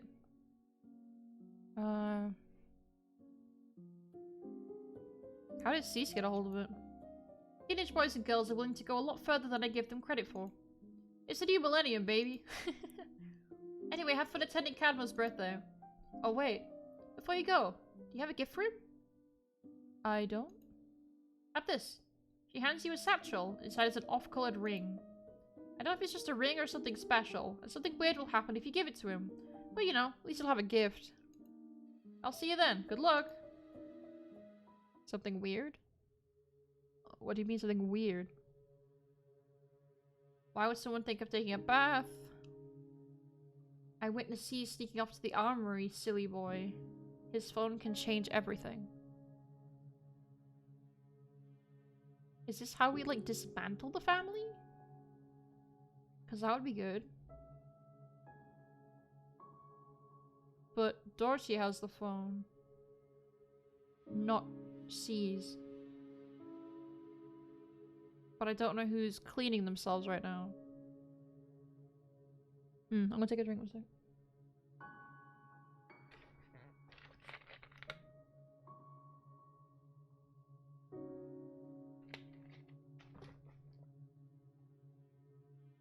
I am intrigued and scared. I'm gonna go see who the mystery person is, I think. If it's Dorothy, great. If not, no worries. This is a bath and a half, Jesus. Much like the rest of the castle itself, the bathhouse doesn't lend itself to modesty. It is, however, uncharacteristically empty. Your footsteps on the pristine tiles echo across a large room. You hear her faintly humming on the far side of the room before you spot her in the water. Isabel. Not as empty as you'd originally thought, it seems. You see her shift in the water. She knows she's not alone. Who's there? Show yourself. Have the events of the Convergence finally taken their toll on her? You can only wonder. It's me. I'm here. Oh, it's just you. Hey, how's it going? A greeting, or rather a statement that sounds like a slap in the face. Rose is in her room before you ask, doing whatever it is kids her age do. I came here to relax, be alone. I'm burdened by company. Isabel motions to the empty bathhouse with a sweeping gesture of her arm. She's made no attempt to hide her annoyance with you so far. Hey, Kendrick. Thank you for giving sip your drink. I will do that.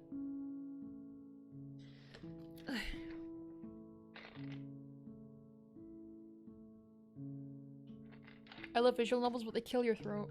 Are you reading them out? Well, I don't have up all day. You here to join me or just gawk? What's got you on edge? Isabel narrows her eyes at you. If looks could kill. But then oddly she turns her back to you before finally speaking. Drink some water. That's the plan. Am I that easy to read now? I suppose the events as of late have made me so. They've taken a toll on me. Have me questioning my role in all this. Or rather my safety. How much longer before I stray into a trap of someone's making? Well, I disarmed the bomb, so you don't have to worry about the bomb. Or my body is found in a ditch. The mere thought of it makes Isabel shudder visibly. Tell me something. If given the chance, would you walk out and leave this all behind? Yes, I would leave. So quickly. I don't want to deal with your death game. Then you're stronger than I thought. I don't think I could. I can't leave this life behind me. Not when I've tried so hard to build it. Think I can just walk away? Who from the artists will carry on our legacy? Ronaldo's all but disappeared. Haven't even seen him since the ceremony. I can't just leave the family to their devices. I'm responsible for them after all. I think you should leave. Just leave. Go.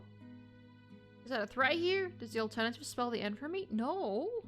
That's not what I meant at all. I just think we should all pack our bags and skedoodle. Isabel grows uncharacteristically quiet. Will you take that risk, or what do you think? Walk away, please. I don't- see, this kind of sounds vaguely threatening. I don't want to. Guess what do you think? I think you haven't come here for a bath. So you're going to kill me and rob my poor darling Rose of her mother? No, that's... No, that was not the plan at all. She'll never forgive you, you know. Something inside tells you a truth you can't help but hear. You'd be doing Rose a favor. Stay and you die. Quit for Rose. Forget what I said. This has gone the wrong way. Listen, I didn't want to intimidate this poor woman. I just don't want to kill anybody. I quit for Rose? Oh, yes, for Rose. And not just her, but others like her who need me. Rose needs brothers and sisters after all. I know what I'll do instead. Don't kill me. Standing tall with renewed conviction, Isabel speaks. Though she's not addressing you. In fact, she's barely looking at you while she speaks. Yes. A home. Full of people like my darling Rose. A sanctuary. And me, Isabel, their savior. Just imagine. Imagine what everyone would say about me. Africa, Asia, the Middle East. A child from every corner of the world. They'll have a home with me. And I'll be worthy of being called Eve. I'll never be forgotten. My legacy will live on. Immortal because of my generous heart. Isabel the Liberator. Isabel the Generous. What have we done? Oh no. I meant leave. Don't. Committed to my brain stopping. Her new idea of being the world's mother. She exits the water, not even stopping to thank you. She doesn't look back either. Barely even acknowledges you as she leaves. Merely going on and on about her new venture. You're left standing alone in the bathhouse. Perhaps it's time for a little dip. I'm stinky. Let's have a wash. I don't know what I did. I might have done it bad. A night of indulgence. Okay, it's a birthday time. Birthday. This is the saddest birthday. Because we all want to kill each other. Or most people want to kill most people. When you approach your destination, you're accompanied by a slight breeze guiding your every step towards the Great Hall. The closer you come, the heavier the dread of excitement reverberates through your bones. It seems the Great Hall has had a complete makeover, rather drab one at that. From the grey metallic balloons to the neutral garlands, there's nothing remotely festive about the whole affair. As they stand around the tables, their dress draws more attention and awe than the decorations surrounding them could ever hope to. As you walk deeper into the hall, you're greeted by a kaleidoscope of figures, some of whom you think you recognize from TV or your favorite websites. Cadmus, in whatever sense, appears to be an important man, and the family's larger and more entwined with society than you could have ever guessed. Look at the gifts, observe the preparations, touch the garlands. I guess I'll just watch. The candelabras burn grey-black candles with a subdued flame. The furniture has all been replaced by high seats and standing tables. The silverware is some of the finest, each and every piece intently polished before being set on the tables. Most of the guests barely grant you a look, and many of the ones you know are already deep in conversation with others. However, 4 people do stand out. Artemis and Rose are each at their own individual table. Elizabeth is observing her staff carefully. And one woman is looking very intently at anyone new entering the hall. So I can approach Artemis, speak with Rose, greet Elizabeth. See, strange lady. Who is unknown lady? You caught my interest. She dons a sardonic smile as she sloshes the glass of white wine in her hands like an elaborate ritual. Well, you haven't met her before. Something about her seems very familiar. Pleased to meet you, miss. Tan. Susan Tan. I'm Diana's daughter. And likewise. You're the grandchild of the previous Eve, right? I am indeed Eve's grandchild. I understood she was a lovely person. My condolences for your loss. Thank you, I guess. She raises her glass and proceeds to take a careful sip. What are you up to? Jane Romero. She does look like Jane Romero. I see that. Enjoying the party and staying out of whatever the families are getting themselves into. Oh? Indeed, I'm just me. My mother married into the New Bloods after my father passed away. The Pactier family are my step-family. So I'm not a native in this whole spectacle. More of a tourist. I guess what do you think about it? It's an absolute madhouse. That is what it is.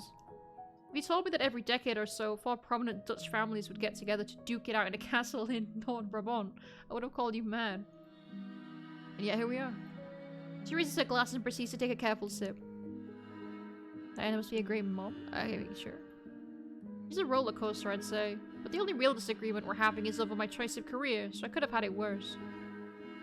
Social worker, school teacher, saint? School teacher? No, but that certainly would have made her equally upset. I'm a human rights lawyer. She thinks I'm naive to use my legal degree to marginally make people's lives easier. Seems like a noble profession, yeah, it seems like a good thing. As my mentor once told me, justice is like a turd. No matter which way you turn it, you really ought to wash your hands afterwards. Okay. Anyway, don't let me ruin your night by talking about my work. She raises her glass and proceeds to take a careful sip. Okay. Oh, hello. Didn't know you'd arrived already. The two share 3 cheek kisses as is traditional in these circles. Good men, alright? She makes space for him to join you. And you! Oh, you look lovely. I try. Where are my manners? Richard Pactier. I'm Diana's husband. Caesar's father, Theodora's cousin, and... How did Ryan fit in again? I have no idea. I'm struggling to keep up with the family tree. He's Hannah's husband, daughter of Jan and Jenny. Oh, no wonder. That's too far removed for me to remember. What am I, an old blood? Ha! I hope the convergence is treating you well. Is my wife giving you a hard time? Old feelings. The whole cast is just Dead by Daylight characters now, let's go. Could have been worse. You're still standing, so you're doing great. How do you feel about C's participating? I hear a prolonged sigh from Richard. The boy always gets himself in this sort of trouble. I'd warned him this would happen. Now he's learned the lesson the hard way. Susan says nothing, but her expression freezes in a most particular way. Well, how about you? Are the other ones at least playing nice?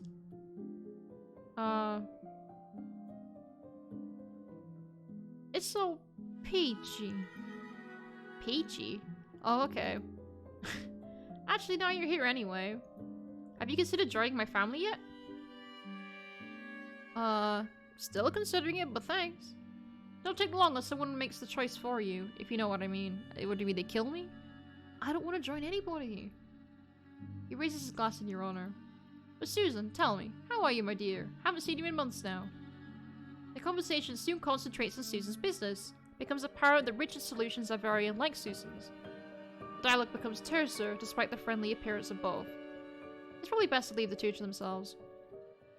I want to see Rose. She's leaned over a notepad where she occasionally jots down words and sentences. When you get near her, she jolts up.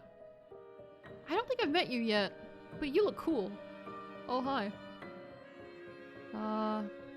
Why would I wish other people happy birthday when it's the old guy? What are you working on? All this? It's poetry. It's not good. Not yet. You look cool as hell, though. It's really hard, actually. I know nothing about poetry. Clarice says most people don't. Like, they think it's just rhyming some words, but it's actually about more. I'm just not good at it. Not good at it yet. Maybe. Edgy but cool. Yeah, exactly. Where's Isabel? Being all smoochy and pawn with the other families. So the usual. Yeah. At least she's not dragging me everywhere. Why did she do that? I guess she wants to show off how she's really my mom. Showing off? I was adopted. Did she save you? Save's a weird word. Did she say? I guess I don't want to. I guess I'll just an orphan. I guess. No. Wait, what? My parents aren't dead. It's just when I was little, one day some people picked me up from school and put me on an airplane to the Netherlands, and suddenly I had a new mom. Oh, yo, that's messed up. I don't like that. Human trafficking is not fun. That is messed up. I guess. Like, my name's not even Rose. Then the question is, was it like Isabel approached somebody saying that they were selling a kid, or did Isabel send the human traffickers out to find a kid? Those two make a difference. Not a big difference, but it's a difference. Yep, ta-da indeed. Woo! You're suddenly joined by a flamboyant man. Please bring the mood back up, sir. Your colleague's name is Clarice, the head of the artists. Nanyamka, I've been looking for you. You should know better than to speak to a talentless hack like you, Scratcher. Okay. Listen, it's sir? Is it sir? I haven't even spoken to you yet. Do you mind? Nice to talk to you too. Wish you could ever say the same thing. Anyway, congratulations on Cadmus' birthday. Why do people congratulate each other on a birthday? I don't understand that. Before awaiting your reply, he peers over at Rose's notepad. Without asking for permission, he lifts it up and starts paging through it. Occasionally a hum or an ah follows. I see you've been experimenting. Good. I don't think you're ready yet for text design experiments. If you don't know what you're doing, it will just look naff. Naff. That is weird, yeah. Style forms are a little so-so, lacking the usual flair. You need to love the language a little more. This is workman's prose. You've got to work on your grammar, dear. So they're basically forced into being artists? That's really sad.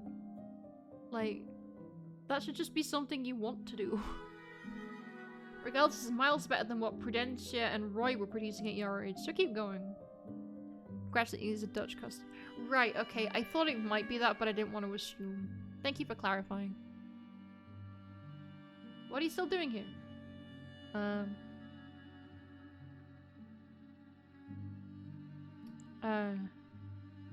Why did he call her Nanyamka? Is that her real name? Or, like... Because I can refer to her as Nanyamka or Rose. But she did say Rose wasn't her name. So, I mean, we were talking. Yes, and now you're done. Off you go then. Stop bothering people who actually have a future ahead of them.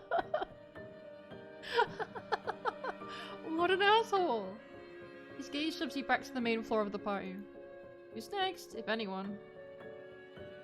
Artemis, what's you up to? He stands alone at one of the standing tables. Could I join you? She eyes you up and down. You couldn't even get dressed festively? Hope you brought Cadmus a gift. I mean, I couldn't have known. Well, that does seem like a recurring problem for you. Literally, everybody knows I have amnesia because I'm from the people out there. Why is everyone sleepy for? It's not my fault. Hope that IOU would do. Can you hang an IOU on the wall? Don't think so. I mean, you could, technically. You could technically do that. What do you want to talk about?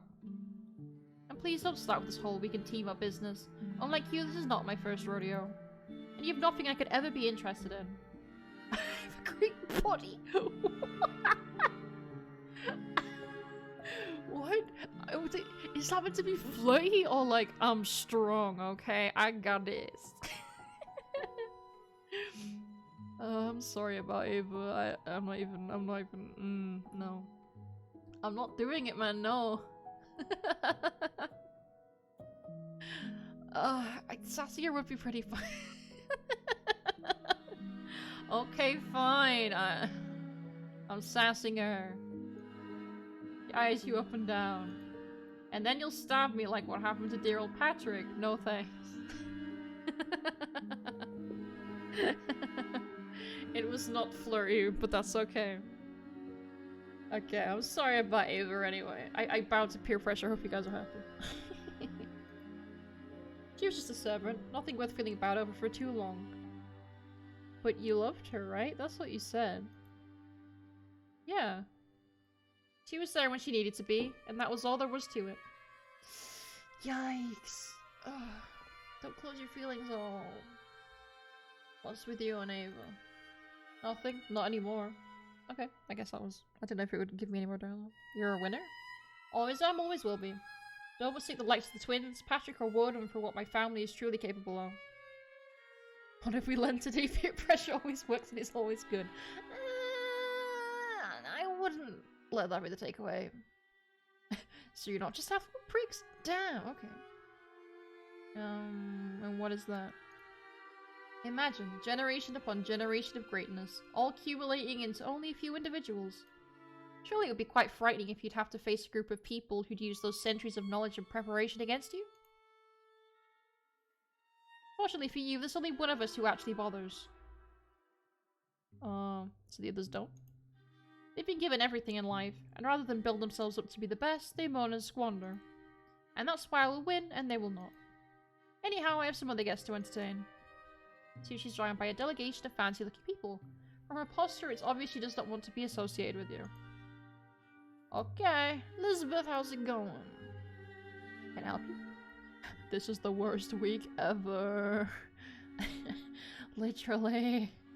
How are you? I've honestly had better convergence experiences. Ava's death has been predictable, but nonetheless tragic. I'm sorry for your loss. Thank you, but it is what it is. Predictable. Every convergence, the servants are the first to be killed. That's just the way of things. That sucks. At least you've still got Dorothy. I don't even dare to think of what could happen to her. Oh, I'm sorry. Who was Ava? She was a person who deserved to live. When she was selected as a candidate, I provided her with all the wisdom and knowledge I had. But it's never enough. Oh, I am sorry. Maybe don't be in the murder family. That would also help. Thanks for the tour. You're very welcome. It's one of my duties after all. This is the worst week ever. I understand that. So many people in my way. You can be a real murderholic in this. It's like, everybody's in my way. Everyone hates me. They don't hate you, they fear you. They remember what Eve was like. The sad truth is that the Convergence has never been too kind to those who walk away. But we're a part of this whole thing. As a matter of fact, you and your lineage hold a very important place among the families. But people forget our ways and corruption lies looming. Why buy into this at all? Because these things are bigger than us. Bigger than all of those alive today. Or are you suggesting I betrayed the patron because the other families are murderous or do not keep themselves to the covenant? Servant favorite might fix it. Servants are treated with disdain. Explain to me what the frig is happening. The servant branch once started as a means for freedom. Understand that many of us had ancestors forced into serfdom, indentured and enslaved. The patron provided our forebears the means to escape absolutely grueling conditions.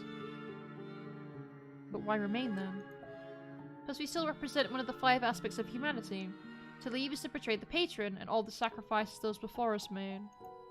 Not to mention that even in this day and age, abuse and enslavement is still rampant.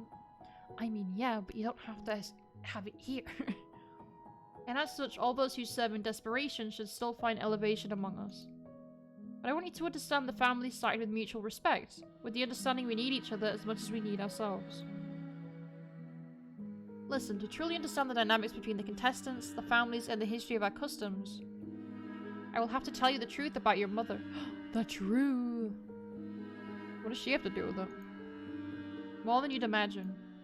If we want to speak of her, we'll have to leave for somewhere else. The subject matter is sensitive, to say the least. It would mean you'd miss out on the festivities here, and you'd anger Cadmus. Oh, do I want to know the truth? I kinda do. I kinda want to know.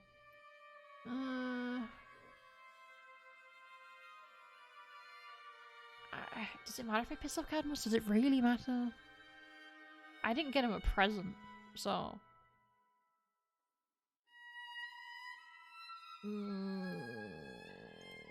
I'm just gonna put a cheeky save slot just for my peace of mind.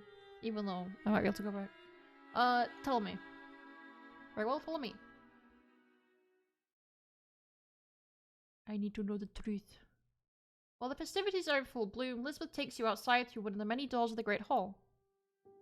As she leads you further down the corridors, the cacophony of voices slowly fade from earshot, and your mind. The both of you traverse the castle in silence, but with every step it feels like you're getting closer to something sinister. Eventually it becomes clear what the goal of your journey is, as Elizabeth leads you through 2 massive doors. The scent of old books and waxed woodwork hits you unexpectedly hard. Elizabeth stops at one of the display cases.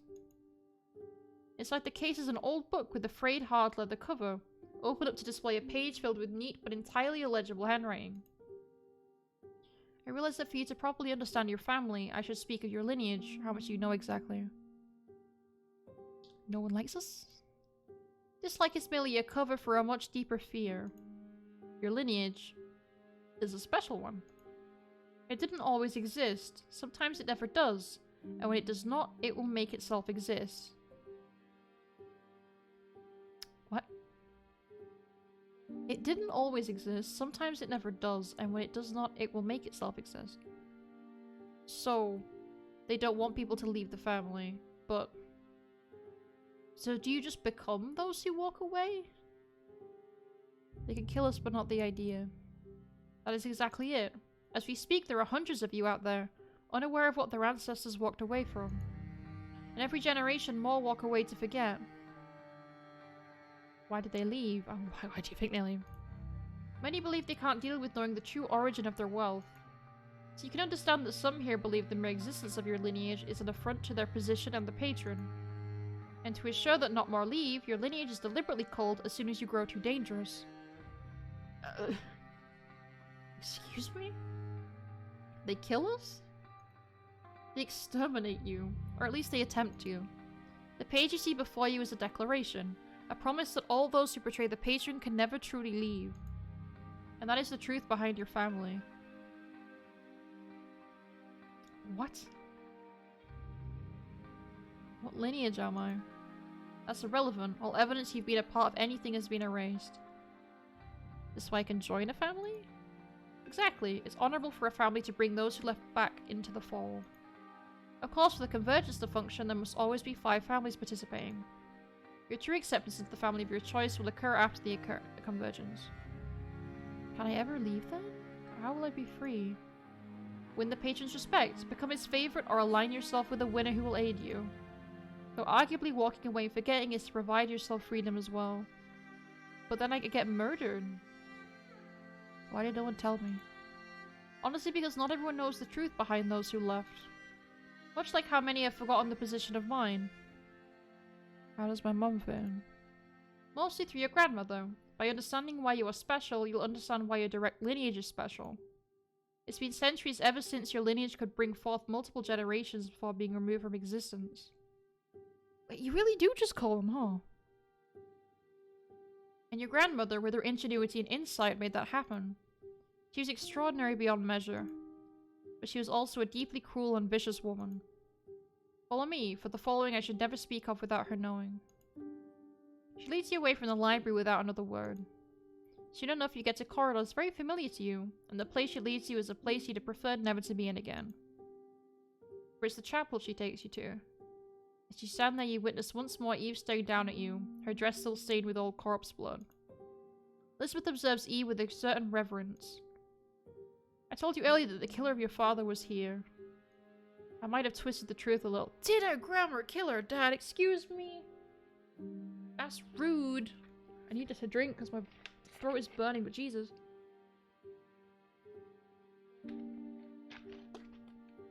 Ugh.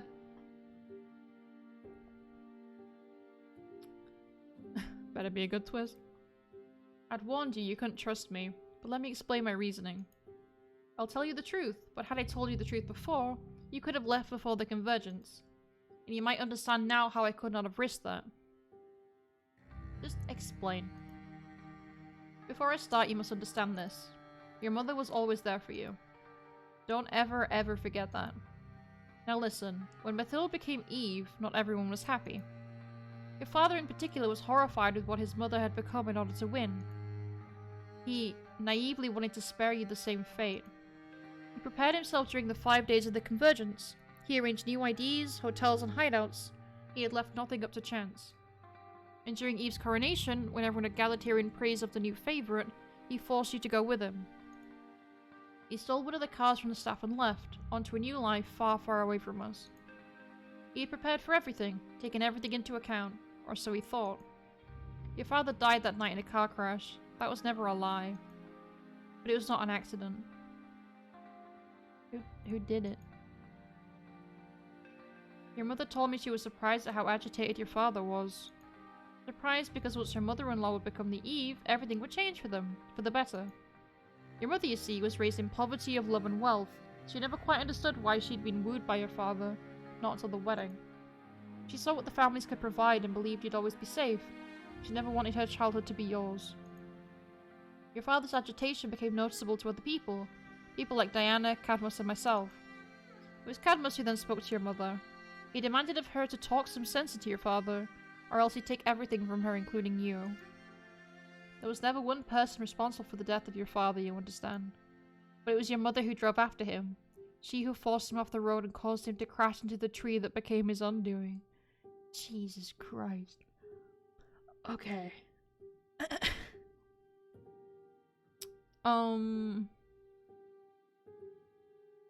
I don't have anything to say to that. I'm sorry. Yeah, I don't know what to say. Sometimes no words are enough. Needless to say, Eve wasn't happy with your mother's actions. In punishment, she exiled your mother from our families, but with two caveats. Whenever Eve wanted to see you, your mother was required to bring you. And two, your mother was made to remember everything. Every action, every thought, every murder. The curse of your lineage would have been a gift otherwise. If your mother would not bring you home every now and then, Eve would make sure your mother's life would be a living hell.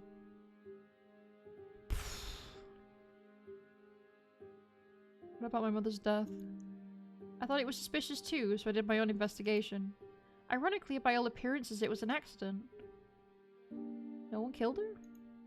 Not that I've been able to discover. Or she took her own life.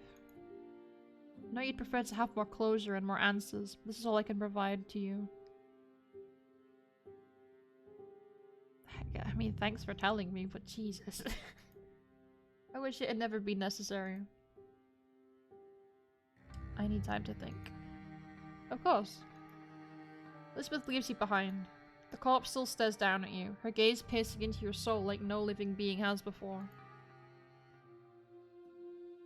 You waddle into the bedroom, your head spinning with the impressions of another day survived.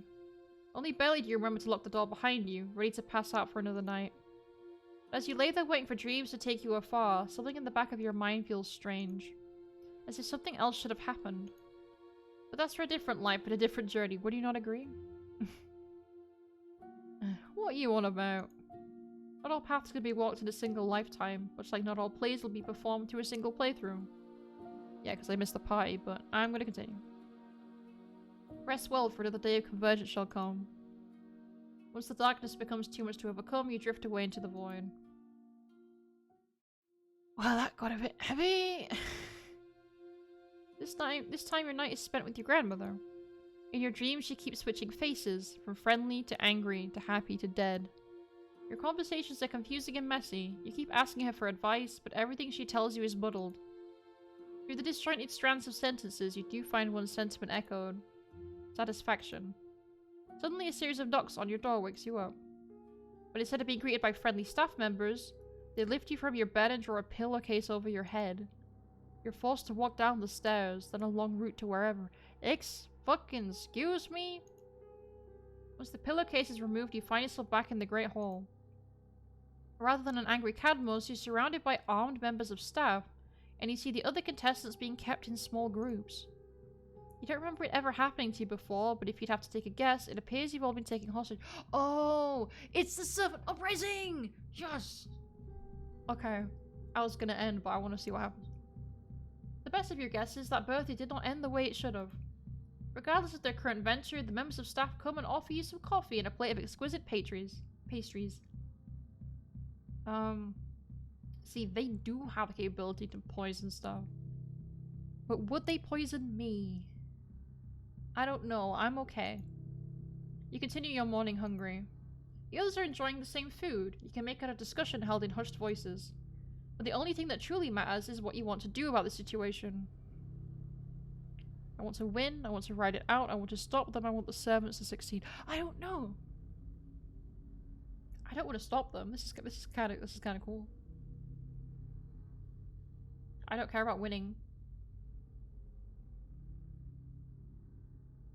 I want to ride it out. I'm just gonna chill. I think I'm gonna chill. I'm gonna chill. And perhaps you shall. Barely an hour passes before all of you are being grouped together. Chris, one of the servants, climbs atop one of the tables. Though with the way he moves and speaks, it might as well be a stage.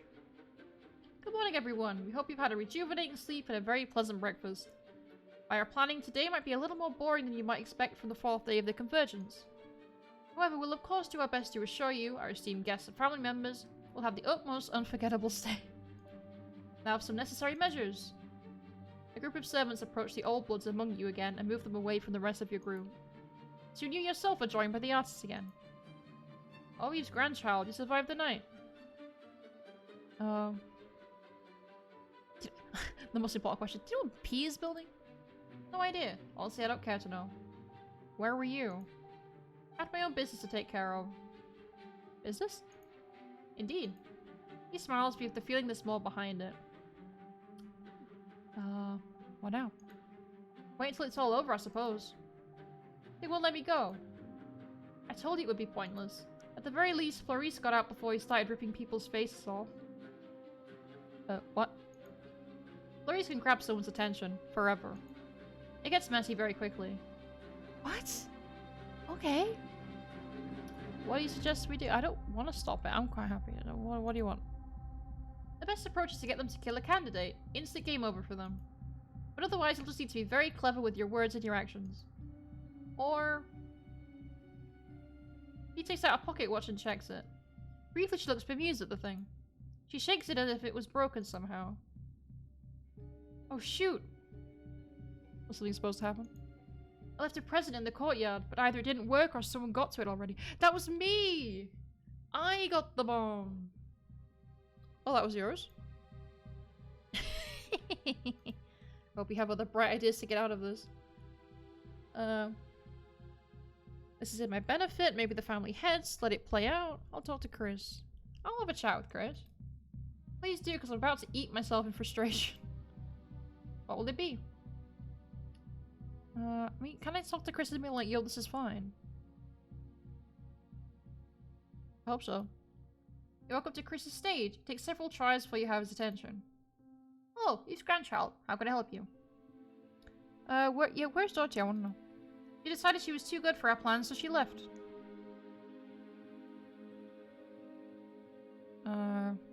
She's your only candidate? Oh yeah, whether she wants it or not, she shall be the next favorite. Finally, there's the matter of the Old Bloods.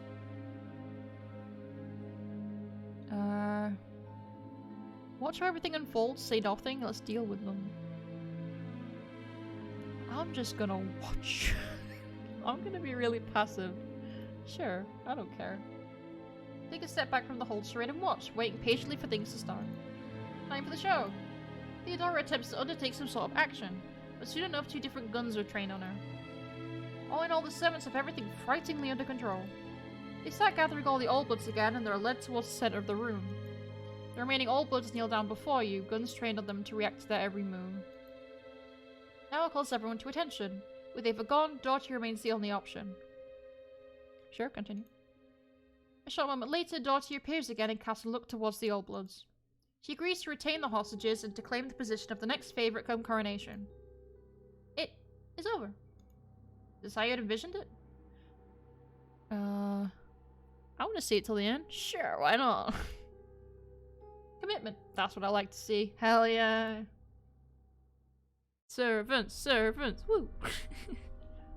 Behold, the coronation is at hand. A day and more have passed.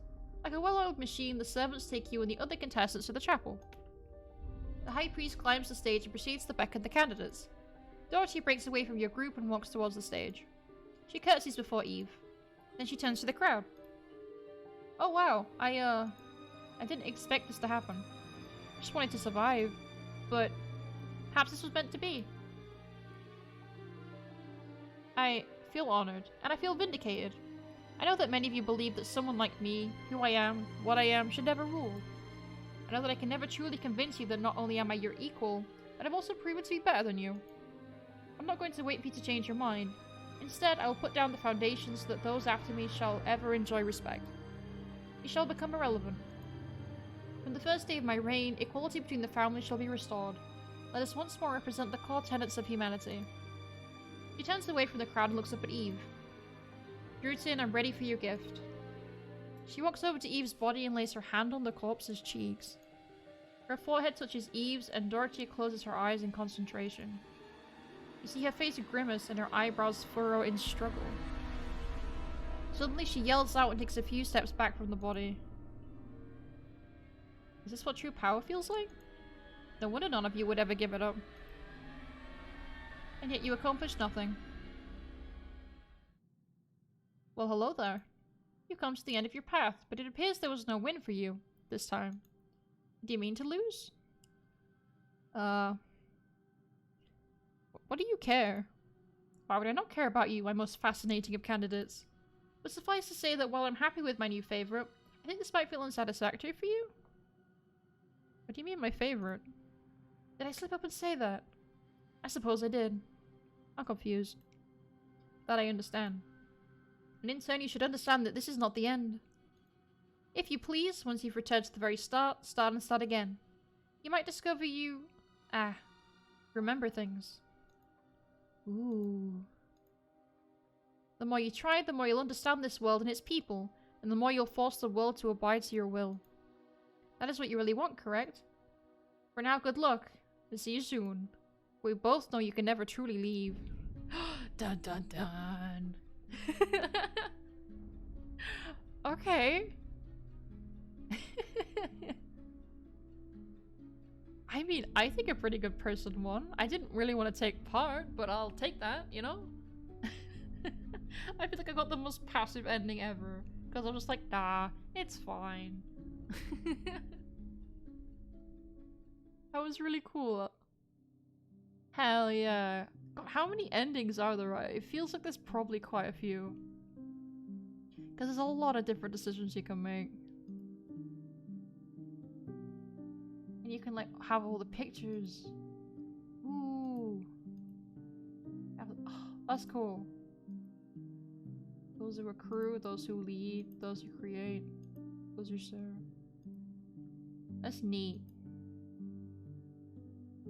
I'm so glad this is out now in full and I get to just play it like forever because I'm not allowed to leave. Because I'm pretty sure the narrator is probably the patron. I don't think that's super hidden or anything. Or maybe it is. Maybe there's a twist. I don't know. That was a lot of fun though. I am so grateful for getting the chance to play it. So a huge massive thank you to the devs for giving me a key and being very lovely. If any of you guys want to play it and check it out for yourself, let me grab the link.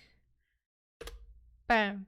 You should go do that because it came out today and it's cool, and there are other endings that you should check out because you can be a power-hungry maniac or you can be super mega passive like me and multiple things in between. I didn't get to see what P was building. I didn't get to find out any of those other things. So I'm gonna have to go back and play it again. But yeah, it's very cool. And thank you very much for being here.